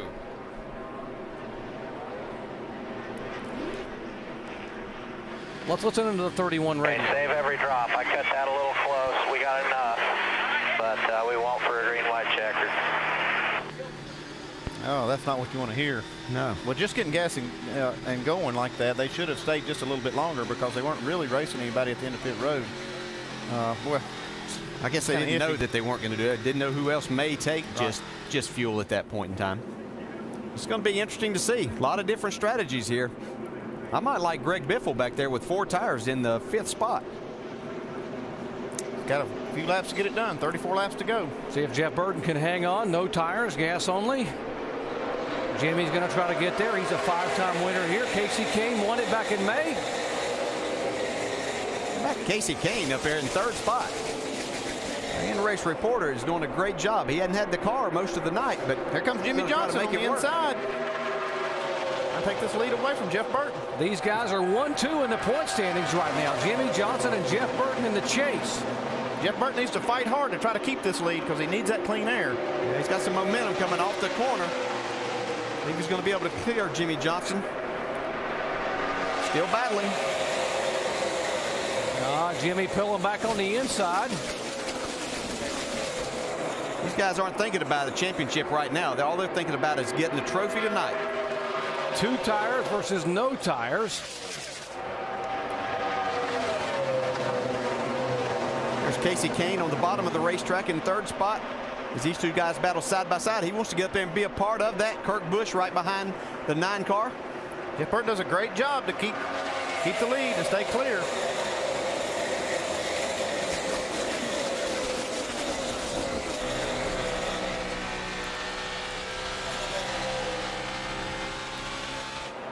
Looks like Jimmy's got another run. Here comes Jamie McMurray under Greg Biffle. 5th place. McMurray trying to take that spot away. 48 got a nice run off of turn 2 and down the backstretch. Now he's trying to make this move on the inside off of turn 4. It looks like Jeff Burton struggled just a little bit off of turn 2 the last lap, and it allowed Jimmy to gain on him going down the backstretch. Jimmy Johnson really good entering turn 1 a moment ago, and that's where he tries the grip to the bottom. Look at the 31 coming back. Yeah, but you can't get in there on the inside of that car. On the outside, you lose some of that downforce.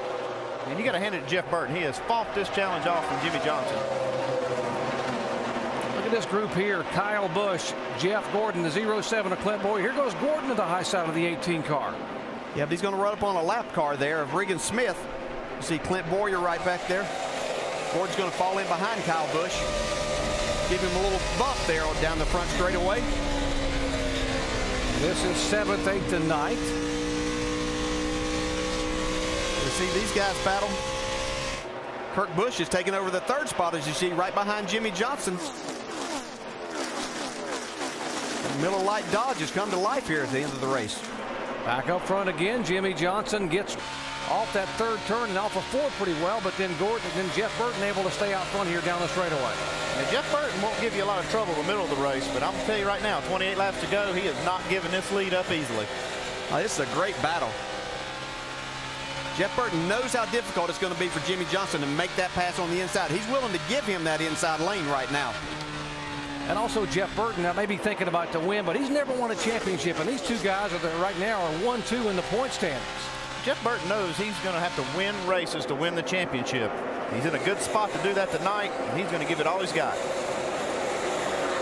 You know, last week we saw Jimmy Johnson pull some strategy that kind of surprised a lot of us. He was satisfied at the end of that race to lay back there and take him a top 10 and get out of there. Okay, he don't want to do that here now, but he lost a little bit of time off of turn 2 right there. He's got some company right now. Kurt Busch has come to life. Yeah, he came back there as well. Yeah, this is Jimmy Johnson's house. This racetrack has his sponsor's name on it, and he expects to be in victory lane when he comes here.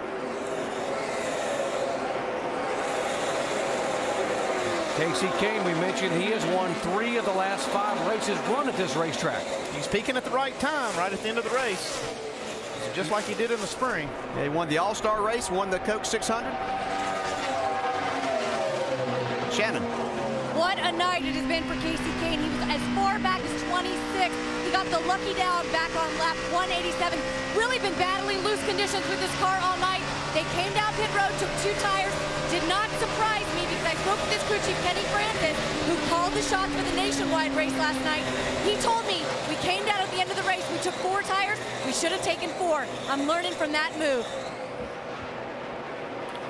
His driver still doing a heck of a job, though, back there in the 4th position.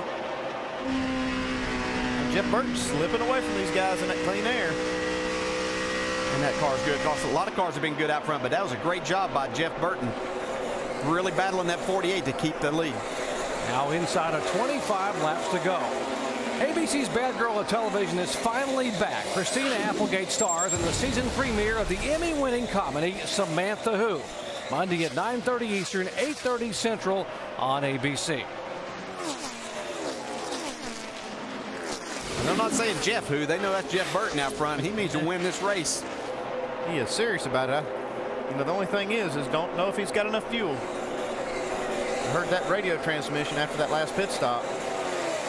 Yep, they don't want to see a caution late to see if he's to get to a green-white checker. They think they got enough to get to 334 and maybe not beyond. Remember what happened here in May when some people gambled on fuel, and it was Carl Edwards who ran out of gas on the white flag lap running third. Had to coast down to the checker. He also had Tony Stewart leading that race, who did not change tires in that race and had a flat tire with 3 laps to go. So a lot of different scenarios. Here comes Kasey Kahne inside of Kurt Busch. Well, Kasey Kahne's as good as they get here in the final 25 laps at this racetrack. And he got clear. That was important because you can't hardly run side by side getting in that corner. Did a great job making that pass. Tell you, look right back here. Yeah, there's a car we better watch out, especially if we have a caution. This 18 car is flying up through the pack. He's not having problems passing anybody.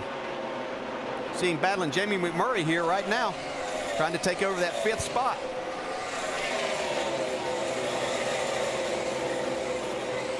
It's by far the best race they've had in the chase. These guys have really struggled. Good to see them have a good night. And this is all happening after they had a speeding on entering pit road under our green flag. Dave? And DJ, they hit the wall in final practice. In fact, last night before Kyle dominated the nationwide race, crew chief Steve Addington was to have made his way to the pit box to help out. He showed up late. Everyone asked why. It says, because I was working on my race car. We hit the wall in final practice. Well, I guess they got the sheet metal hammered out just right, because they have been good tonight after a poor start and then worked on the car and have gotten very good. Nice job by those guys to get this car back in shape where he can drive it like this and be up towards the front. I don't think he has enough laps. He's got 20 laps to go. Don't know if that's enough to catch Jeff Burton. Checking on the Jeff Burton team, Mike. Well, Doc, it appears that in his pre-race comments, Jeff Burton was a bit prophetic, completely focusing on Jimmie Johnson. He said, there's absolutely no question they've been the most consistent team at these next 2 racetracks. That, of course, being here and Martinsville. But he said, as good as they've been, we need to be better. If we're going to beat them in the championship, we need to continuously chip away. We need to make them earn it. And that's what he's trying to do tonight, trying to hold off the 48 by the slimmest of margins, Dave. And they know that even though they've been good here, Mike, they have to keep improving their race cars. Did the Charlotte test a few weeks back help out this team? It did not. They had a horrible test. What helped them was after that, they fixed the things that didn't go well in the test and went to the 1.5 miles at Kansas. A little different, but the same length of tracks. They ran very well there, dominated the race, and won that race. Chad Knaus told me that's what got us prepared for tonight's event. Last couple of laps, as you guys mentioned, Kyle Busch has been quicker than either one of these cars here, Jimmie Johnson or Jeff Burton, but he's only got 18 laps to get there. Yeah, and Burton's losing a little bit of time to Jimmie Johnson, and so that lap there, they were pretty much equal. The one car right now that looks like he's in a good position and gaining is the 9 car of Kasey Kahne. I know Kyle Busch here, he's fast, but he's got a few cars to go through before he can get to the lead. Let's update you what's going on with our NASCAR Sprint Cup Series Championship with today's Sprint Cup Monster Moment. They began with problems for the engine for the 99 car. Carl Edwards had shut off and would not refire. They had to come down pit road, lost 16 laps. 88 Earnhardt Jr. right front tire, and he pops the wall pretty well. He would go back behind the wall and come back out. And the 17 car of Matt Kenseth gets spun, and he smacks the wall. Kenseth out of this race and will finish 41st. All 3 of those drivers dropping back in the standings. Here's a guy that's moving up, though. Jeff Burton, the 31 car, is second in the points, right now being shown 89 points back of the 48 car of Jimmie Johnson. And like you said, I thought Jimmie Johnson was catching a little, but the guy on the move is Kasey Kahne. But also now Jeff Burton seems to have found a little bit more speed. I'm not sure he wasn't saving some fuel there for a few laps. Here comes Kasey. He's got a little run on Jimmie Johnson. And, you know, Jeff Burton would like to see this too. That's 5 more points he's thinking about this championship. He's focused on winning this race, but at the end of the night he'll say that was a nice move by Kasey Kahne as he goes by Jimmie Johnson. He will, unless he gets up there and passes him. You crew chiefs are always thinking. I was being positive from the driver's side of it, that he wasn't going to come get me, that he's just helping out the situation there. Shannon, how about Kasey Kahne? DJ, they made a track bar adjustment on that last pit stop, and wow, this car has come alive. They're telling Kasey Kahne over the radio, just maintain your focus because he is turning some of the fastest laps on the track. Yeah, he is doing that. He's got himself in the right position, too, if the 31 car does not have enough fuel to make it to the end. Certainly does, yeah. He's our in-race reporter. We won't talk to him right now. We know he's a little bit busy. But, man, what a run he's made. This is impressive. A lap down early on in the race, got the lap back. Back at about 25th position, just picked them off one at a time. Very patient by this crew for Kasey Kahne, Kenny Francis and company to dial him back in here when the laps count. Jeff Burton and Jimmie Johnson have a lot to lose by gambling, but Kasey Kahne, he can do anything right here. He has nothing to lose. Burton was just a little bit faster on that lap right there. About 5/100ths of a second. I think he just checks that mirror. He might be saving just a little bit of fuel since his crew chief told him they weren't sure if they had enough. He's down to 12 laps to go now. You see Jimmie Johnson is coming under attack to Kurt Busch now. He doesn't want to lose another spot. It's 5 more points in his quest for his 3rd straight championship. Could be very valuable by the time we get to Homestead. Point standings at the top of your screen there. The differential, Burton now just 84 back. Biffle 101. Yeah, Biffle's fallen back to 7th spot, so those 4 tires don't seem to have agreed with his race car. Now, 4 tires just was not the right call. We see Jeff Gordon, he got 4 tires. He's 8th place right now, not able to make any move to the front. Mark Martin's back in 9th and David Ragan in 10th. Tony Stewart is just outside the top 10. Whoa. A little contact there with Kurt Busch on the 48. A little nudge, and Kurt will take the spot away. So now Jimmie Johnson back to 4th position. Yeah, that'll tighten the point standings up just a little bit more. Yeah, down to 79 now. And we got another car coming on to Jimmie Johnson in his mirror, Kyle Busch.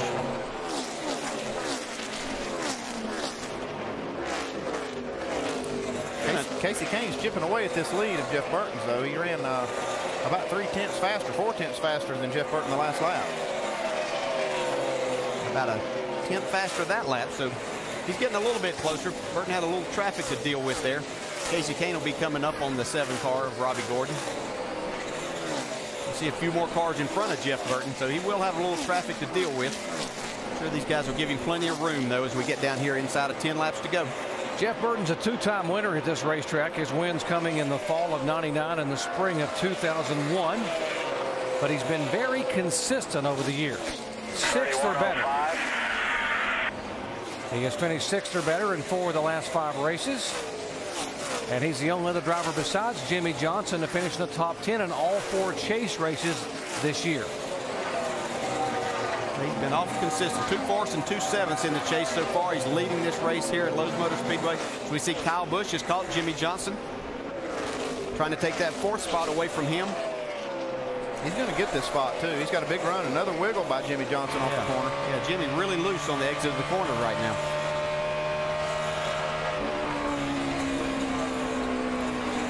See Kyle Busch down. It's a nice comeback for Kyle Busch to get himself back up there after having that speeding penalty on pit road. This would be Kyle Busch's best finish in the chase now. His best finish was at Talladega, 15th a week ago. Prior to that, he did not even have a top 25. You see him there. See Jimmie Johnson still really fighting the race car. 7 laps to go. There's the 31 go by, and you saw the 9 moving in a little bit. Kasey Kahne picked up a couple tenths the last lap. He's down on the bottom, trying to make some time there, the shorter way around. We heard Kasey say earlier before the night started, wherever that race car wanted to go is where he was going to take. He's going to make a race out of this. Yeah, he can see him now. No traffic between them. 5 to go this time. 5 to go. That's Kim Burton right there. That's Jeff's wife. She gets so nervous up there in these waning laps of races, watching her husband try to win it. Yeah, nice lap there by Jeff Burton, back down to the 32nd bracket, but still was beat right at a 10th of a second. McMurray going by the 48, so 5 more points for Jimmie Johnson, slipping back now to 6th place. Everything's happening good for Jeff Burton right now. If he can just hold on to this lead. But Kasey Kahne keeps closing in on him. Jeff Burton's got 1 more car that he's battling off of turn 4 here, a lap car. Good, man. Come on. Makes the pass there. All clear. 4 laps to go. He really doesn't have any traffic that he's going to have to encounter from this point to the end of the race. But Kasey Kahne is there. He can see him in his mirror now. If he picks up what he picked up the last lap, Kasey Kahne will catch him on the white flag.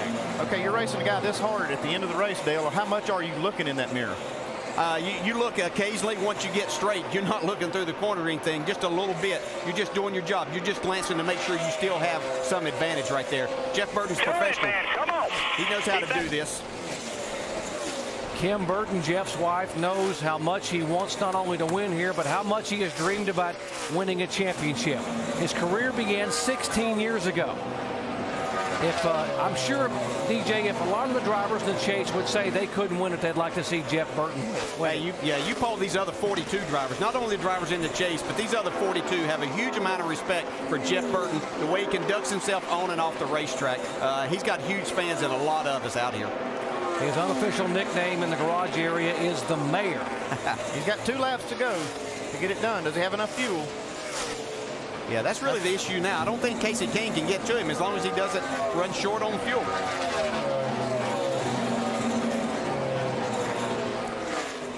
Jeff Burton won at Bristol, Tennessee early in the year.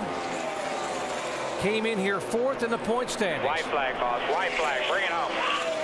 1.5 miles away from a victory at Lowe's Motor Speedway and jumping big time up into serious contention in the chase for the NASCAR Sprint Cup. Yeah, right now he's 69 points behind. He said he needed to win races to be a serious factor in this. He's driving his way into this championship hunt. That's the way you do it. And that's the way he wanted to do it.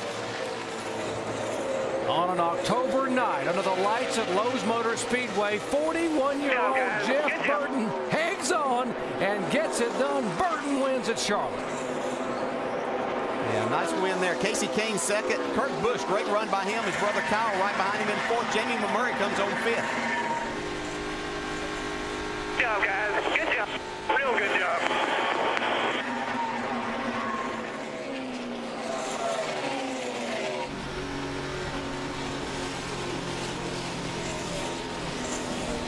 Great team effort. Jeff Burton officially led twice for 58 laps tonight. You see Scott Miller, the crew chief, and there's the crew there. What a great job they have done. And we saw earlier they gain spots on pit road every single time. Dave. And I believe 3 stops for fuel only, including the last one, Scott. But how nervous were you about how much fuel you got in the car? Well, I probably jumped the gun a little bit there on sending him. I was worried. The numbers said we had enough, but I wouldn't have had enough for a green-white checkered. So I'm not sure. I won't be surprised if we don't run out there. And how about the way he drove those final laps? That was quite a display. He got up on the wheel, did the deal, and we were good at the right time tonight. Trusted the numbers, trusted the driver, guys. Way to go, Money Maker. Whoever made that call on the tires, that's pretty cool. that was an awesome call. Calling Jeff the Money Maker. Nice job. Jeff Burton, a little old school. No bird out here. Just gets the checkered flag, saluting the fans, saying thank you to them. You're supposed to drive in Victory Lane like you meant to, right? Well, that's what he came here to do. Look at the point standings. What a shake-up here in the NASCAR Sprint Cup points. Burton goes up a couple of spots, just 69 back. Biffle in 3rd. See Carl Evers dropping back 2 spots by virtue of finishing 33rd here tonight. Kyle Busch up. Kyle Busch back out of the basement now. He's in 9th spot. Let's go down to Shannon, who's standing with Kasey Kahne. What an effort for this team, Kasey Kahne. What happened on that last run? It looked like this car just came alive. We just had some clean air. We got out, up towards the front, and the car was pretty good. I was really loose into the corner, and I tried catching it. We did all we could, and came up a little bit short. But it was a fun run. We, this track's great. You can move all over it. You can do a lot of things at this racetrack, and it was a fun race. I wish we could have got it. All right, Kasey Kahne, 2nd place finishes his first top 5 since June. And Shannon, right behind him was Kurt Busch, who in the end there said, hey, the 2 is here as well, right? Man, we had a good run. Real surprised by it. We mixed the 77 setup with the 12. We tested so poorly here with the Miller Lite Dodge. We couldn't run what the 2 car had. So it feels really good to have team communication and bring all this together. I mean, this is the first time for the new engine, the R6, to finish in the top 5. We're pushing hard, trying to get numbers on it for next year. Just a big rebound from where we were at Kansas a few weeks ago. So it feels really good for all of our sponsors, Mobil 1 and Dodge, especially Miller Lite. We're going to go have one tonight after this. They went after it and got it tonight for Kurt Busch. Well, down here with Jimmie Johnson, you look like you got a run on Jeff Burton at the beginning of that run. Did your car just go away as the laps went down? Yeah, it did. And Burton got me way loose a couple times. I guess just defending his position there. But, you know, we were good on the short run and things would fall apart. The last quarter of the race, we just didn't have the speed in the car. It was way too loose. I almost spun out a couple times. So, you know, frustrated with the result, but I guess a 6th or something like that isn't too bad. 16 was behind us. Good day for the points, but earlier in the race, we were much better than that. We just got a little aggressive midway and hurt the performance of the car. All right, another solid finish for this 48 team. Dave? And Kyle Busch, who dominated at this racetrack last night, fought back tonight. Kyle, how do you feel about your finish? I feel it was pretty respectable for what happened there towards the end of the race. You know, speeding on pit road. If we could get through one of these races without a mistake, tonight it was mine, you know, we'd be all right. We had a shot for the win tonight. We could contend with those guys up front and race with them. Our car was faster at the end of the race. The Susan G. Coleman M&M's car was pretty sporty. So, you know, thank everybody at Toyota and all the guys at Eminent, all the guys on the crew. They stuck with me. So we got 4th tonight. A good rebound for them. Jamie? And Jeff Gordon bounced off the wall early on, fought your way all the way back. Take us through your night, Jeff. How much work was that? Mark Martin congratulating him. What's he saying there? Oh, well, we had some good racing. There was one time when he knew clean air was so important, and he got inside me off of 2. And I had to race him hard on the outside. I got him real loose. And then later, I was inside of him, and he got me real loose. But looking forward to having him as a teammate next year. You know, great effort by this DuPont Chevrolet team. I'm just so bummed out that I got in the wall early. I just, you know, I was no big deal. I wasn't pushing it that hard. It's just like the air came off the other cars, and I just didn't leave enough room. And boom, got in the wall, not once, but twice, and ruined our night. But to be able to come back from that and lead this race, I know we're out of sequence, but man, it's amazing how great the car is out front and how terrible it is when you get about 6 cars back. So we just got the best thing we possibly could out of it there at the end, and I'm very happy. Hard-fought effort for Jeff Gordon, comes home 8th, remains 8th in the points. Doc? It's all about the 31 car though tonight. Jeff Burton picking up his 3rd career win at Lowe's Motor Speedway. What an effort, led twice for 58 laps, including the final 57 laps. And Doc, the celebration is on, the confetti is flying. Jeff Burton led 58 laps tonight, very impressive considering he led only 82 all season coming into this race. But there had to be a little bit of concern on that final restart after that last round of pit stops. You didn't take any tires, the guys behind you did. What were you thinking? Drive hard. You know, Scott made a great call there. We were our best on old tires, and he made a great call. And obviously the 9 was coming pretty hard there, but we were good enough when it counted, and just a great night for us. I mean, we're you know, I keep saying this team is going to keep bringing its best stuff, and you know, we keep bringing it better and better every week. So just proud of everybody. It's just a hell of a feeling turning into these victory lanes. I mean, it's just an incredible feeling, and I want to say thank you to everybody at AT&T. All our sponsors have been stuck behind us for so long, and I tell you something, there's been a lot of talk about fans not being in the seats and stuff like that because of the economy, but let me tell you something, we got the best fans in the world, and appreciate everybody being a part of it. A lot of talk about the championship as well, as it will continue for the next 5 weeks. You jump from 4th to 2nd in the standings. How are you looking at things right now? Well, it's still, we're halfway. You know, it's a long way to go. A lot of stuff's going to happen. I keep telling that. Everybody wants to give somebody the trophy right now, and it's way too early. You know, it's our job to put ourselves in position and go to Homestead with a chance. I mean, that's, you know, nobody's giving us a chance except for us, and all those guys have a tremendous amount to lose. We got nothing to lose. We're just hanging it out there and seeing what can happen. Congratulations. Thank you. Jeff Burton in victory lane, Alan. Well, Jeff talked about a lot of racing still to go. Here are the places where that racing will happen over these next 5 weeks. Martinsville, Virginia next week. Then on to Atlanta, Texas, Phoenix, Homestead, Miami Speedway. Of course, all those races live on ABC. Tickets available at all of those tracks. That's how you give them a call. So Jeff Burton wins tonight. We're real proud of him. He did a great job throughout the night. But boy, I tell you, we learned one big thing tonight. That clean air, man, was everything. Absolutely, along with that high line. If you got up on the high side of the racetrack, got the grip, you could take the air off the car and maintain. Great job of Jeff Burton. And a big shake-up in the standings with Carl Edwards and his troubles. Jeff Burton now second to Jimmie Johnson as we move on to Martinsville. And the short track next Sunday, 1 Eastern time on ABC. Jimmie Johnson has won 3 of the last 4 there. That is Jeff Burton's home track, the Virginia native. Be an interesting afternoon. We hope you will join us for that. Coming up next, your late local news. Congratulations to Jeff Burton, winner tonight here in Charlotte. Thanks for watching ESPN on ABC. We'll talk to you next Sunday from Martinsville, Virginia.